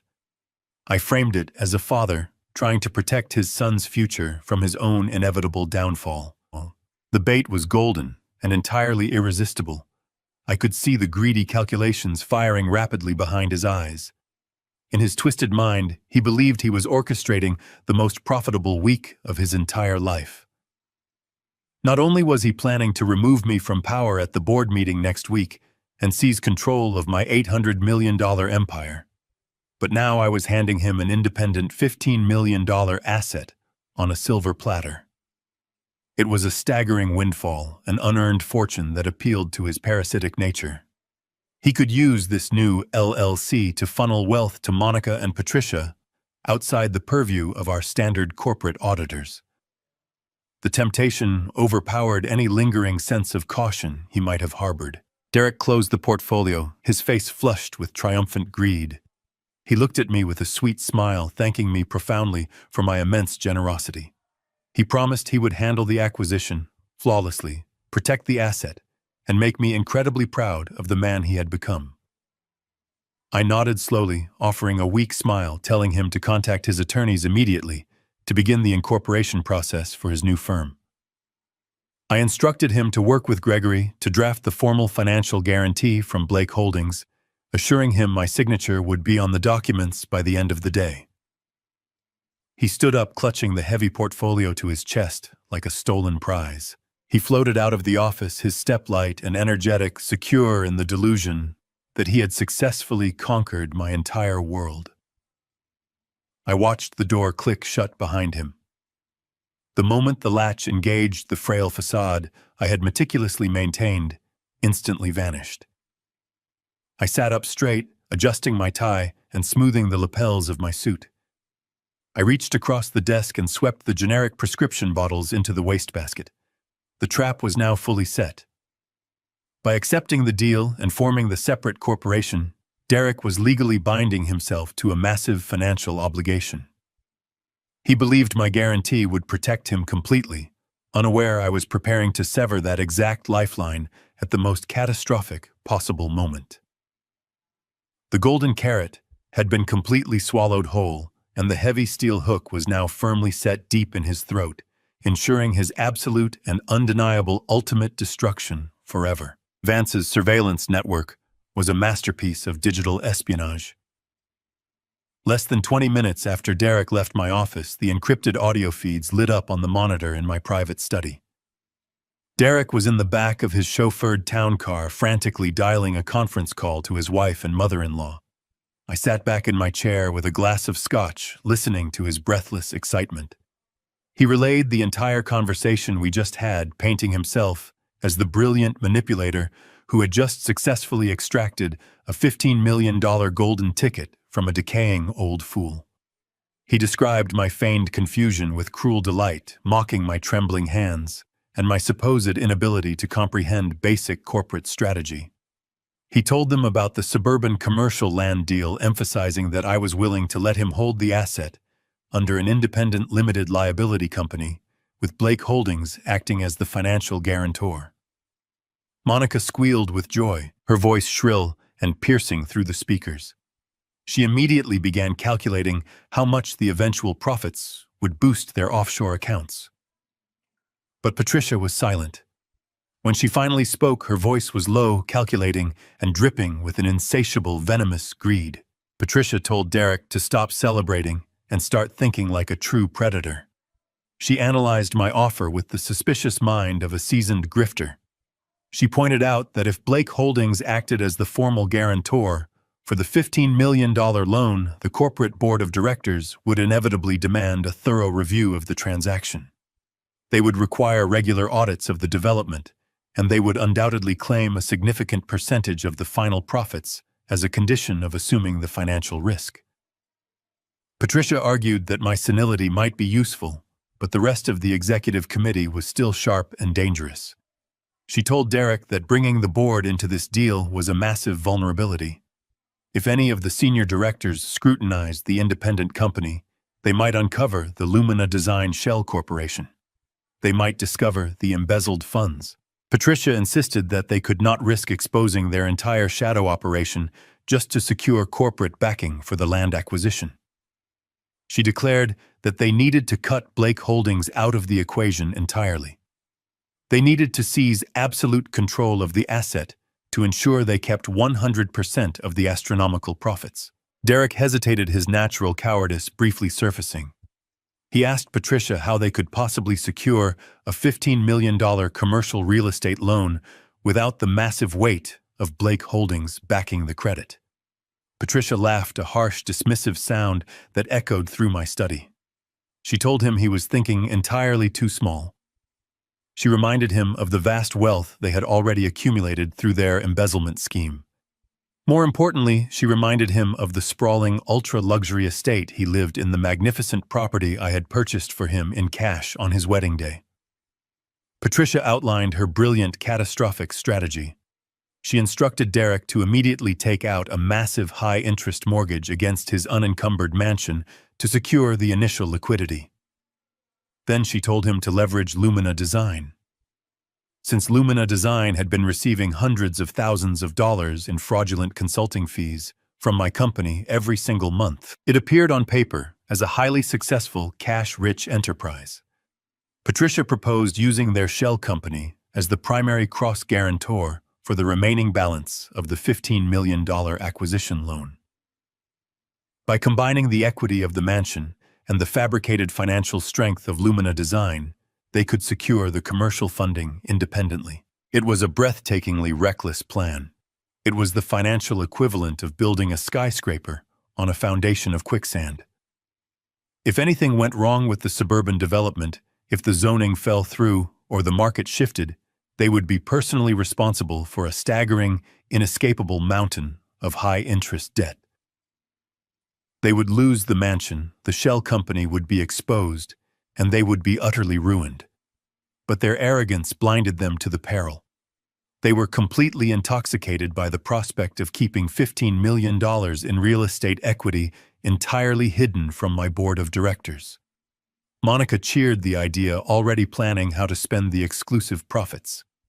Derek, ever the obedient, predictably greedy puppet, swallowed his mother-in-law's terrible advice without a second thought. He praised Patricia for her genius, entirely convinced that they were outmaneuvering my supposed safety measures and securing their ultimate financial independence. I listened to their triumphant laughter, feeling a profound, chilling satisfaction. I had offered them a rope, and Patricia had eagerly tied it into a noose for all of them. Over the next 48 hours, Vance and Gregory monitored a flurry of frantic, reckless financial activity. Derek moved with a desperate speed, terrified that my fleeting moment of supposed generosity might vanish if my mind deteriorated further. He contacted a predatory private lending firm, the kind of institution that charged astronomical interest rates, but asked very few questions. He rushed through a massive mortgage application, leveraging every single ounce of equity in his luxurious home. Simultaneously, Patricia finalized the paperwork to to bind Lumina Design as the corporate guarantor, submitting their fraudulent bank statements as proof of financial solvency. They were moving so fast, so completely blinded by the scent of unearned millions, that they failed to read the aggressive penalty clauses buried in the fine print of the private loan agreements. By Friday morning, the trap was perfectly primed. Vance intercepted the digital transmission of the final purchasing contracts from the private lenders. I sat at my mahogany desk, watching the live feed as Derek and Patricia logged into the secure portal to execute the documents. They were sitting in Derek's home office, sipping expensive coffee, completely unaware that their every keystroke was being recorded. I watched the cursor move across the screen. I watched Derek apply his digital signature to the primary loan agreement, legally tying his personal estate to the massive commercial debt. A moment later, Patricia applied her signature as the registered agent of Lumina Design, formally binding the shell company to the cross guarantee. The digital stamps locked into place, sealing their fate with absolute binding legal certainty. They had just voluntarily chained themselves to a $15 million anvil entirely of their own free will. I slowly leaned back, a cold smile spreading across my face. The execution was flawless. They had bypassed my corporate protection entirely, choosing instead to risk their own stolen wealth and their personal sanctuary out of pure, unadulterated greed. They thought they secured their kingdom. They thought the board meeting would be a mere formality, a simple crowning ceremony where they would lock away the senile old man and inherit the earth. They had no idea that the ground beneath them had just hollowed out. I called Gregory and told him the signatures were confirmed. I instructed him to prepare the final phase of our operation for Monday morning. The very long game was finally over. It was time to pull the lever and watch them fall straight into the abyss they built. Monday morning arrived with a crisp, bitter chill that perfectly matched the atmosphere inside my private study. I had asked Gregory to meet me at my home long before the sun even breached the city skyline. We needed absolute privacy for this final briefing, far away from the corporate offices and the prying eyes of my son. Gregory arrived at exactly 5 o'clock, carrying the familiar heavy leather briefcase. He looked exhausted, yet there was a distinct sharp gleam of professional triumph in his eyes. He sat down in the leather armchair across from my desk and accepted the black coffee I poured for him. He did not speak immediately. He simply opened his briefcase and withdrew a thick, official-looking dossier bound in stark red government folders. He placed it gently on the table between us. "It is done," Gregory said, his voice a low, steady rumble. The county registrar officially processed the deeds at midnight. Derek and Patricia are now the sole undisputed legal owners of the suburban commercial parcel. I leaned back in my chair, taking a slow sip of my coffee. The liquid was scalding, but I barely felt it. "And the financial structure?" I asked. "I executed exactly as they planned, driven entirely by their own unmitigated greed," Gregory confirmed. "Derek holds the primary deed under his newly formed limited liability company. The purchase was funded entirely by the high-interest private mortgage he took out against his residential estate. Lumina Design. Patricia's fraudulent shell corporation is listed as the primary cross-guarantor. Blake Holdings is completely legally severed from the entire transaction. They explicitly removed our corporate guarantee clauses in their frantic rush to keep the non-existent profits entirely for themselves." I nodded, letting a cold, grim satisfaction settle over me. "Show me the environmental reports, Gregory." Gregory opened the red folder and slid a highly classified, heavily redacted federal document across the table. It was an Environmental Protection Agency geological survey. To the untrained eye, or to an arrogant amateur like my son, the $15 million suburban property looked like an absolute goldmine. It was strategically located near major transit arteries and surrounded by affluent neighborhoods. On the surface, it was the perfect canvas for a luxury retail and residential complex.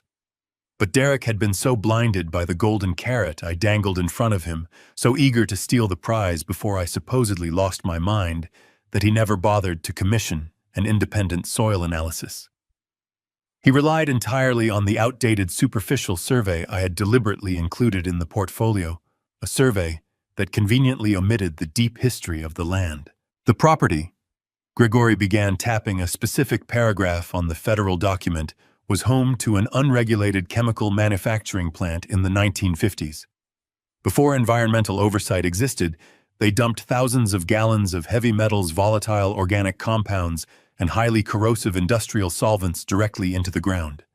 Decades ago, the factory was bulldozed and paved over, hiding the poison deep within the soil. I stared at the chemical breakdown listed on the page, and its current federal status. It was quietly classified as a federal Superfund site exactly 3 weeks ago, Gregory replied, a tight, merciless smile touching the corners of his mouth. The federal government has mandated an immediate catastrophic environmental remediation protocol. The toxic plume has begun to migrate toward the local water table. The land is completely unbuildable, entirely toxic, and absolutely worthless. The sheer brilliance of the trap hummed in my veins. A federal Superfund designation is the ultimate nightmare in commercial real estate. It is a financial black hole. The law dictates that whoever holds the legal deed to the property is immediately and unequivocally responsible for the total cost of the government-mandated cleanup, regardless of whether or not they caused the original contamination. What is the current projected cost for the initial phase of the mandated environmental remediation? I asked, already knowing the answer, but wanting to hear the numbers spoken aloud in the quiet of my study.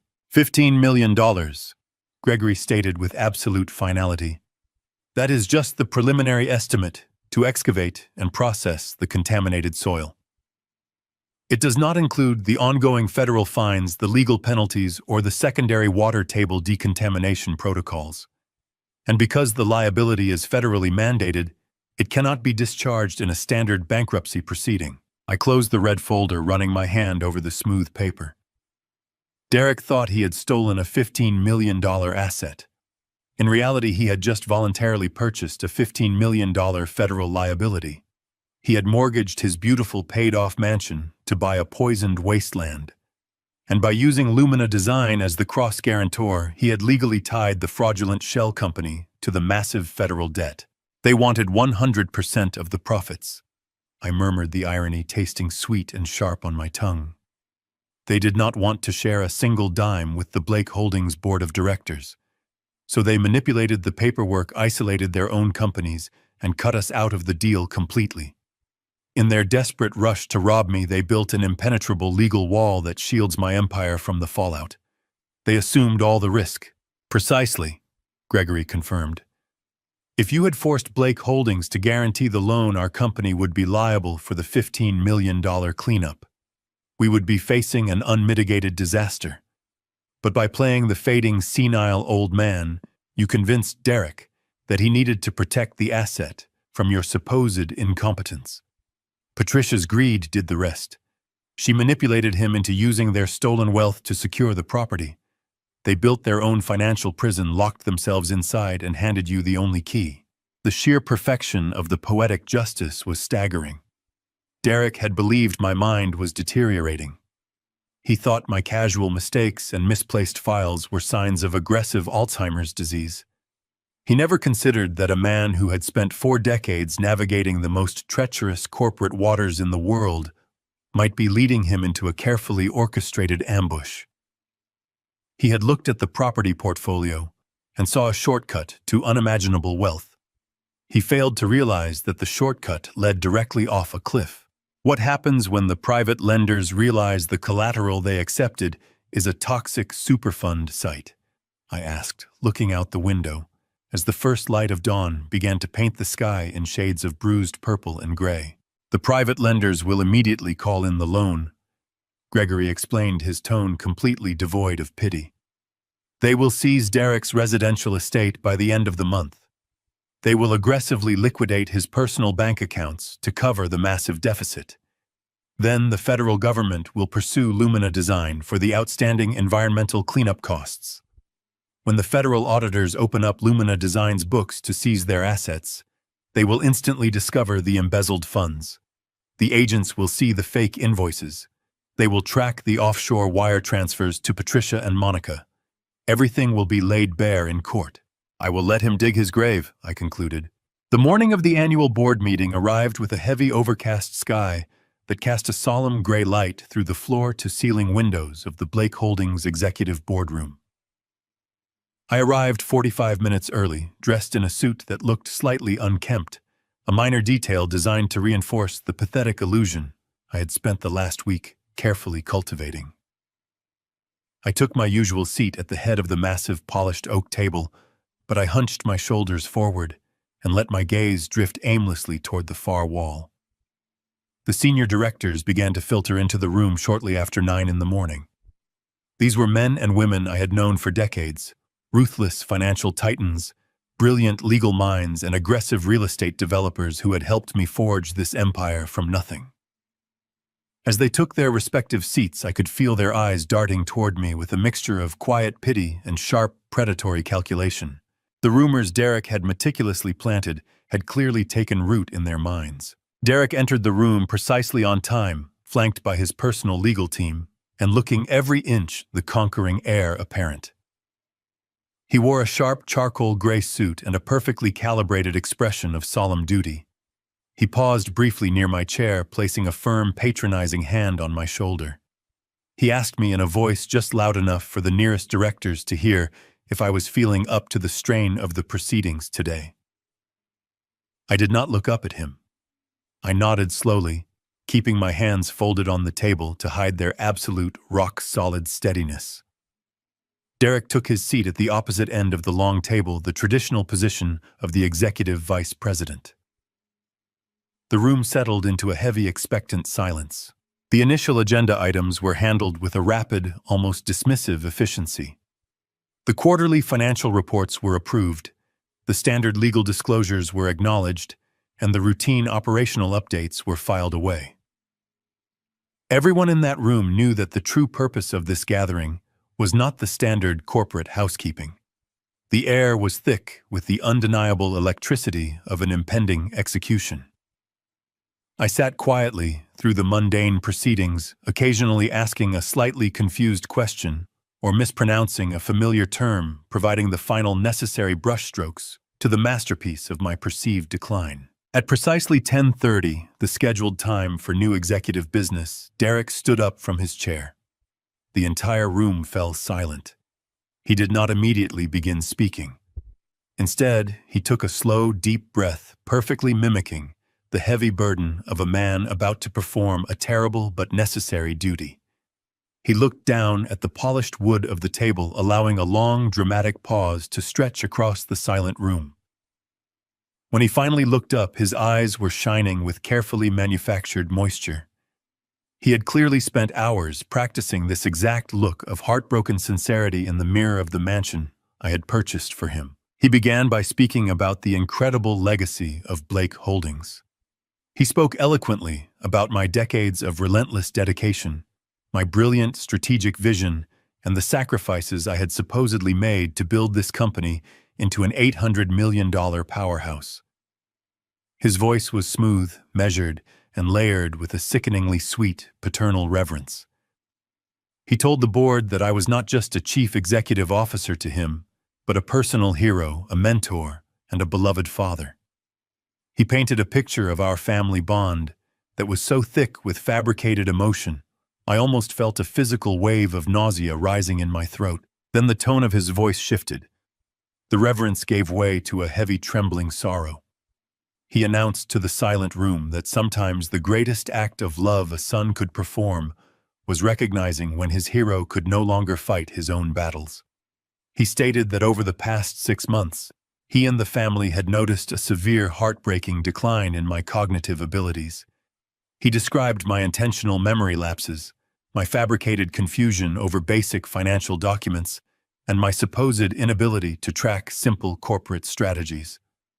He looked around the room, making direct, mournful eye contact with the most influential directors, assuring them that he had tried everything in his power to hide my deteriorating condition, to protect my dignity.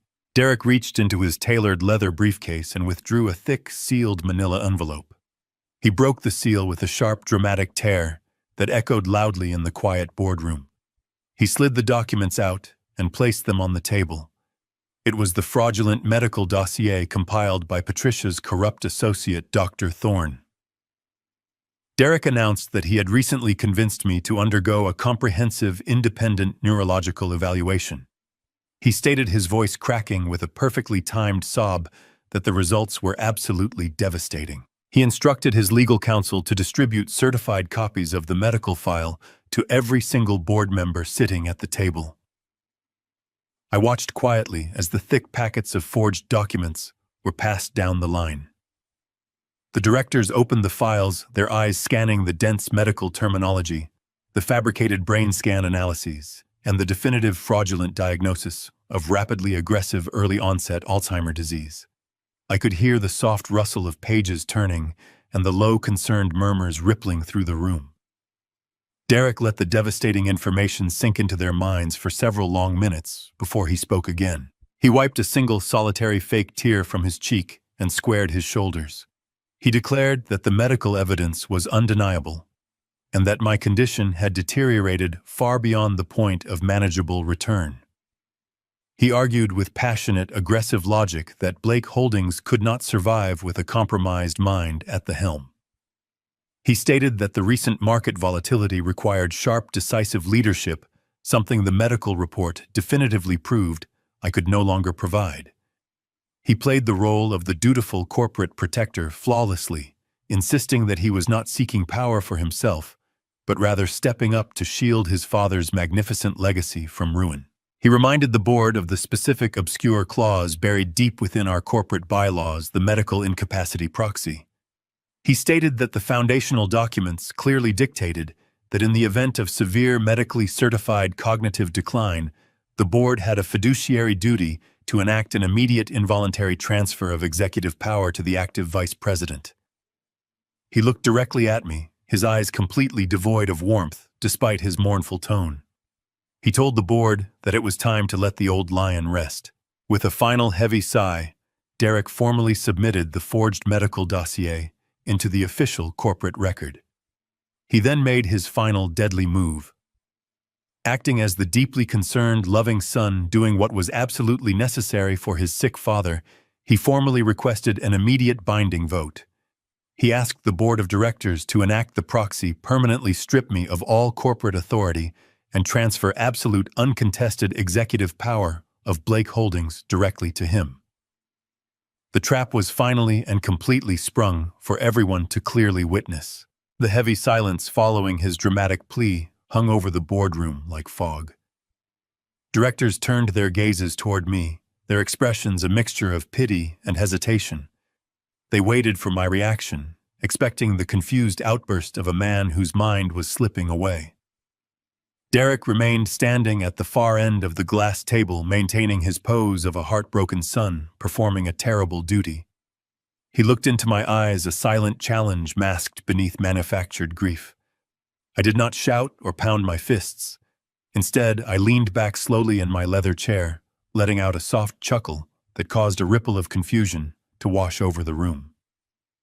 The chuckle grew into a genuine, relaxed smile. I reached under the edge of my desk and pressed a discreet silver button. Instantly, the double doors at the rear of the boardroom swung open with a loud thud. The noise broke the tension in the room. Every head at the table snapped around in alarm. Derek flinched, his perfectly crafted mask slipping as he stared toward the entrance. Gregory walked into the room, his stride calm and projecting absolute authority. My trusted legal counsel was not alone. Flanking him were two individuals whose presence instantly shifted the atmosphere from a corporate dispute to a criminal investigation. They were tall men dressed in dark suits, their badges identifying them as agents of the Financial Crimes Division of the Federal Bureau of Investigation were prominently displayed. Behind them, shuffling nervously and looking as though he might collapse at any moment, was a man the board had never met, but whose name was printed on every single medical document sitting in front of them. It was Dr. Thorne, the corrupt neurologist Patricia hired to fabricate my decline. He was a pathetic sight. His face was pale, slick with nervous sweat.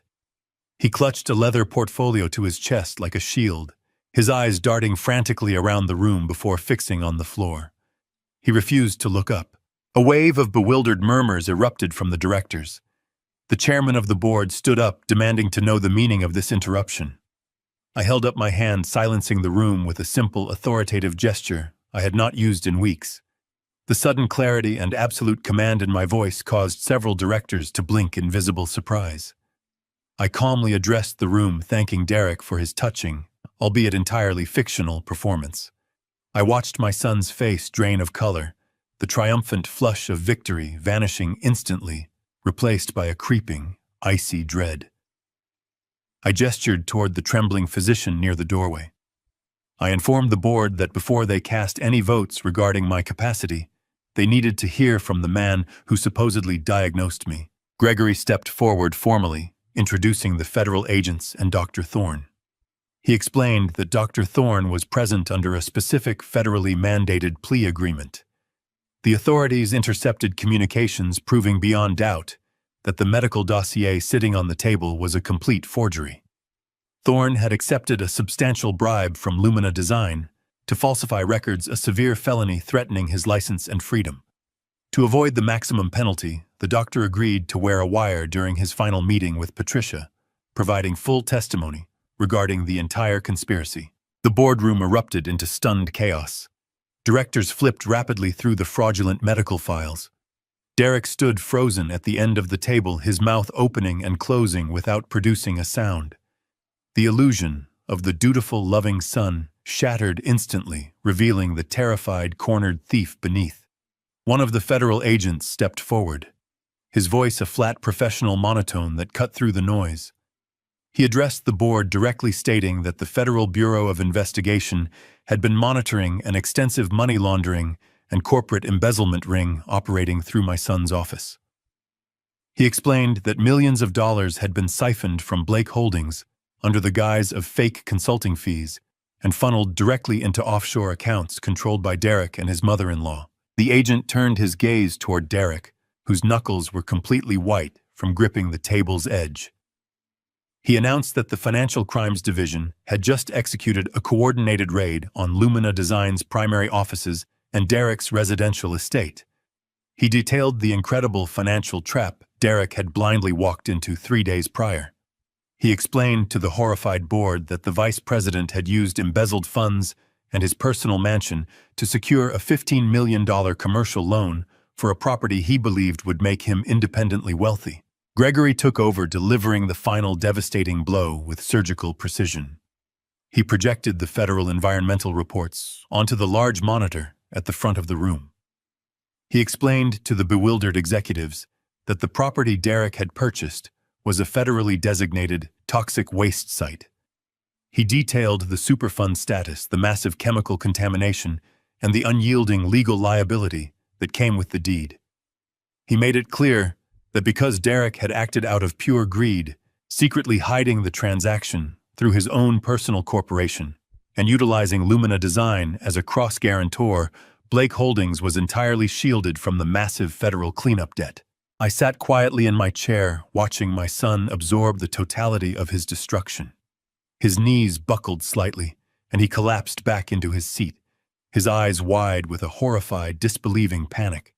He realized in that agonizing moment that every step he had taken over the past month had been carefully anticipated and orchestrated by the man he thought he was outsmarting.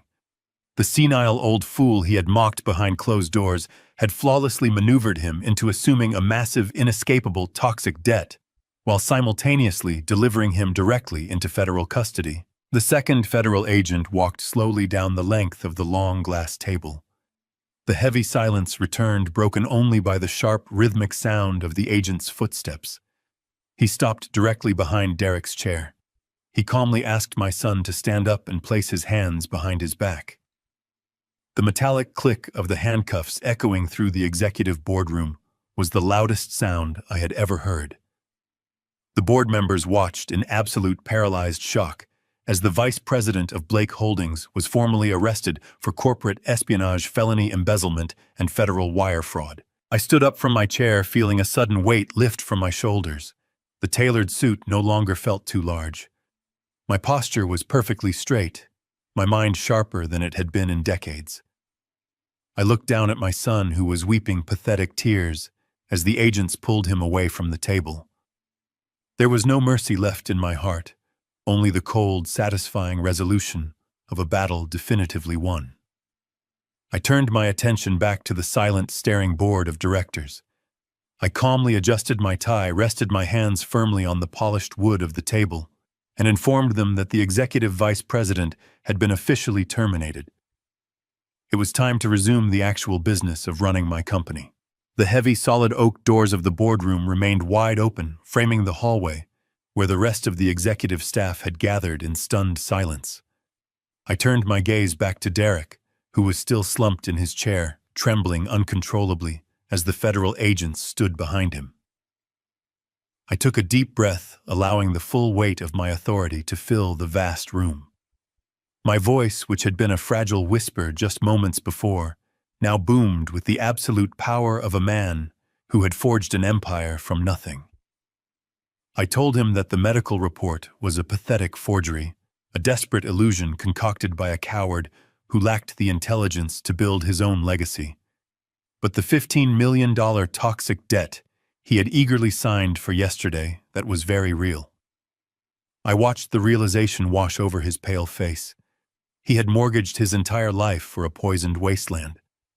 The silence in the room was absolute, broken only by the sound of hurried footsteps echoing down the marble corridor outside. Suddenly, the boardroom doors were violently pushed wider. Patricia and Monica burst into the room, their faces flushed with arrogant triumph. Monica was actually holding a chilled bottle of imported champagne while Patricia clutched a set of crystal flutes. They had been waiting in the executive lobby, fully expecting Derek to text them the moment the board voted to strip me of my power. They had come to celebrate my demise, ready to pop the cork over the grave of my career. They froze the instant they crossed the threshold.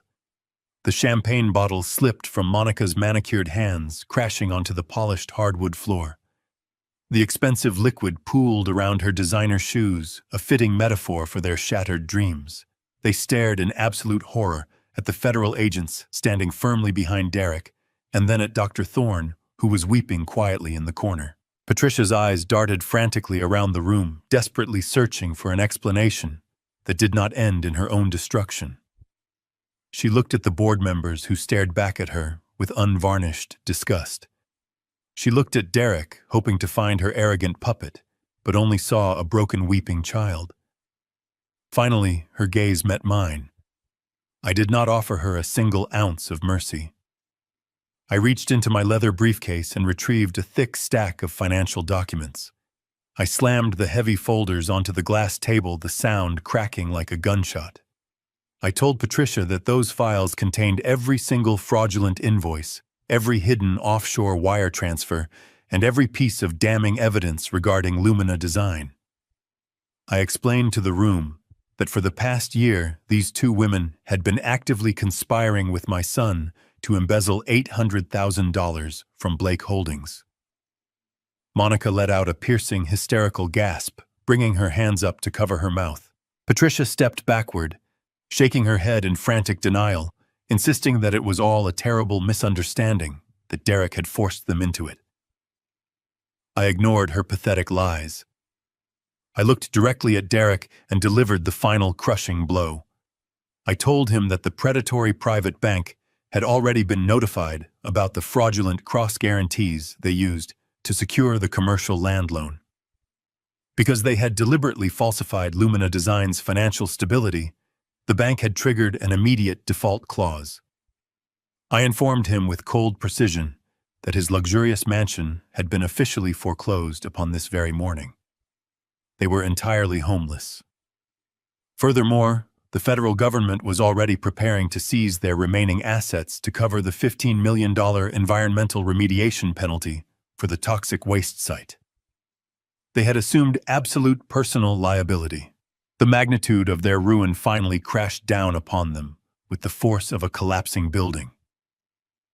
Derek slid out of his leather chair and fell heavily to his knees right there on the boardroom floor. The arrogant heir apparent, the man who had confidently planned to lock me in a secure psychiatric facility, was now crawling toward my shoes. He reached out with trembling hands, pleading through agonizing sobs.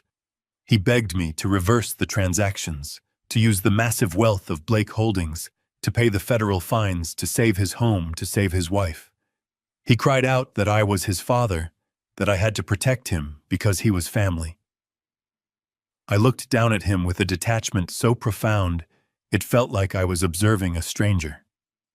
I told him that he had forfeited the right to call me family the moment he conspired to erase my existence. Patricia began to scream in raw, unfiltered panic. She shrieked that she was a respected member of society, that she could not go to prison, that her reputation would be destroyed. One of the federal agents stepped forward calmly, producing a secondary arrest warrant bearing Patricia's name. He informed her that the Federal Bureau of Investigation was not concerned with her social standing, only with the $800,000 she had actively helped steal from my corporation. Monica fell back against the wall, sliding down to the floor, as she realized that her life of endless luxury was permanently over. She would be left with nothing but the memory of the wealth she had so greedily tried to steal. The boardroom remained completely silent, every director watching the spectacular collapse of the conspiracy. I stepped away from Derek, ensuring my polished shoes remained perfectly clean. I looked down at the three of them, a pathetic, tangled mess of completely broken ambition and thoroughly exposed malicious treachery. My mind naturally drifted back to the dinner on my 70th birthday, the precise night this entire nightmare truly began. I remembered sitting at the head of my dining table, surrounded by the people I had supported and loved, feeling an invisible wall of deception rising between us. I vividly remembered the cold, dismissive, and arrogant glances they had secretly exchanged when they foolishly thought I was not looking. I remembered how they had hurried through the celebration, eager to return to their plotting, treating my milestone as nothing more than a tedious obligation. I focused my gaze on Derek, who was still weeping into the hardwood floor. My voice was quiet, yet it carried clearly into every corner of the vast room, sharp and unforgiving.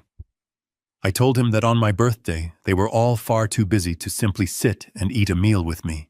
I reminded him of their rush, their fabricated urgency, and their profound disrespect. I paused briefly, intentionally, letting the cold reality of my final words sink completely into his terrified mind. I told him that he would never have to worry about rushing through a meal ever again. I promised him that now he and Patricia would have years of entirely free time in a federal prison cell to sit quietly and eat cafeteria food. I gave a brief nod to the federal agents.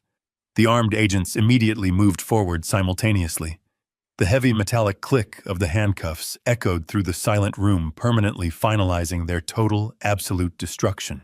Monica watched in absolute terror as the federal agents escorted her weeping husband and her screaming mother out of the executive boardroom. She had miraculously managed to keep her signature off the official purchasing documents and the fraudulent corporate shell accounts, shielding herself from immediate federal indictment.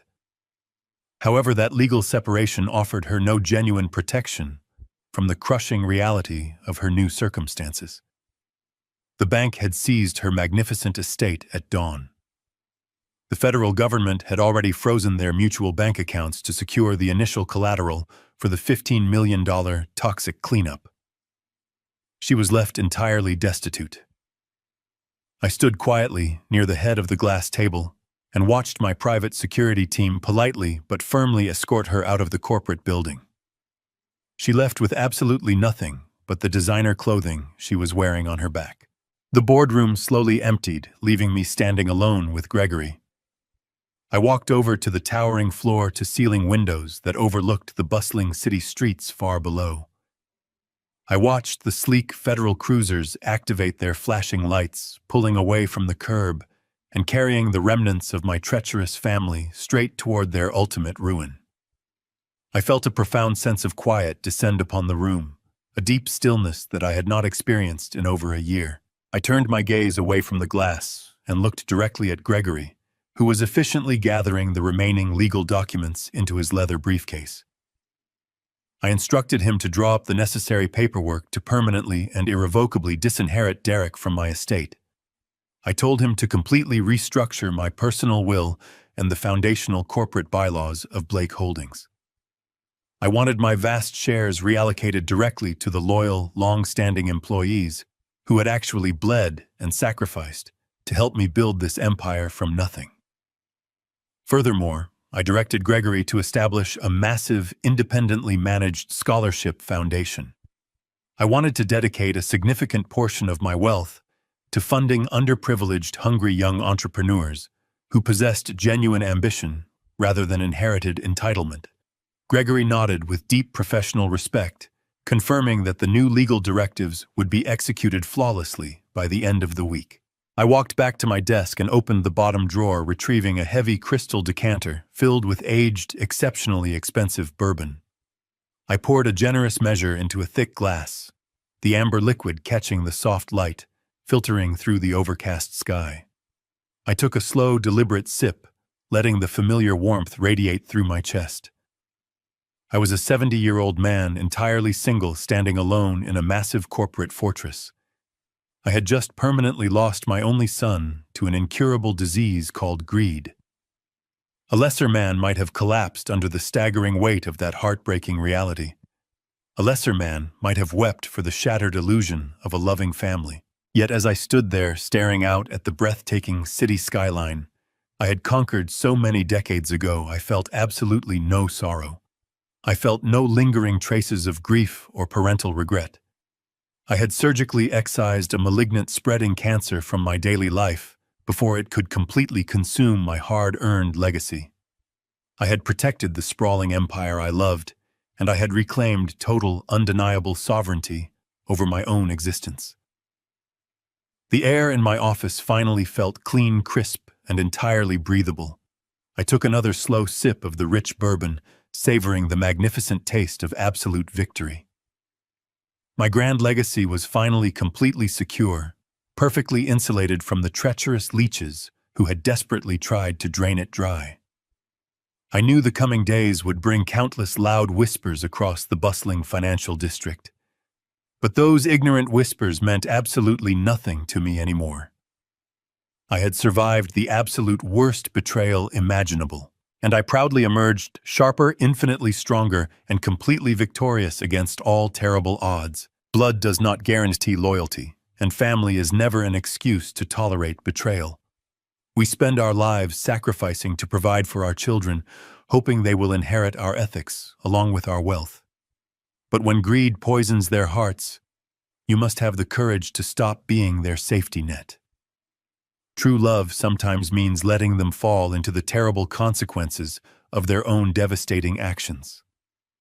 Protect your peace, defend your hard-earned legacy, and never allow anyone, no matter who they are, to mistake your fatherly generosity for foolish vulnerability.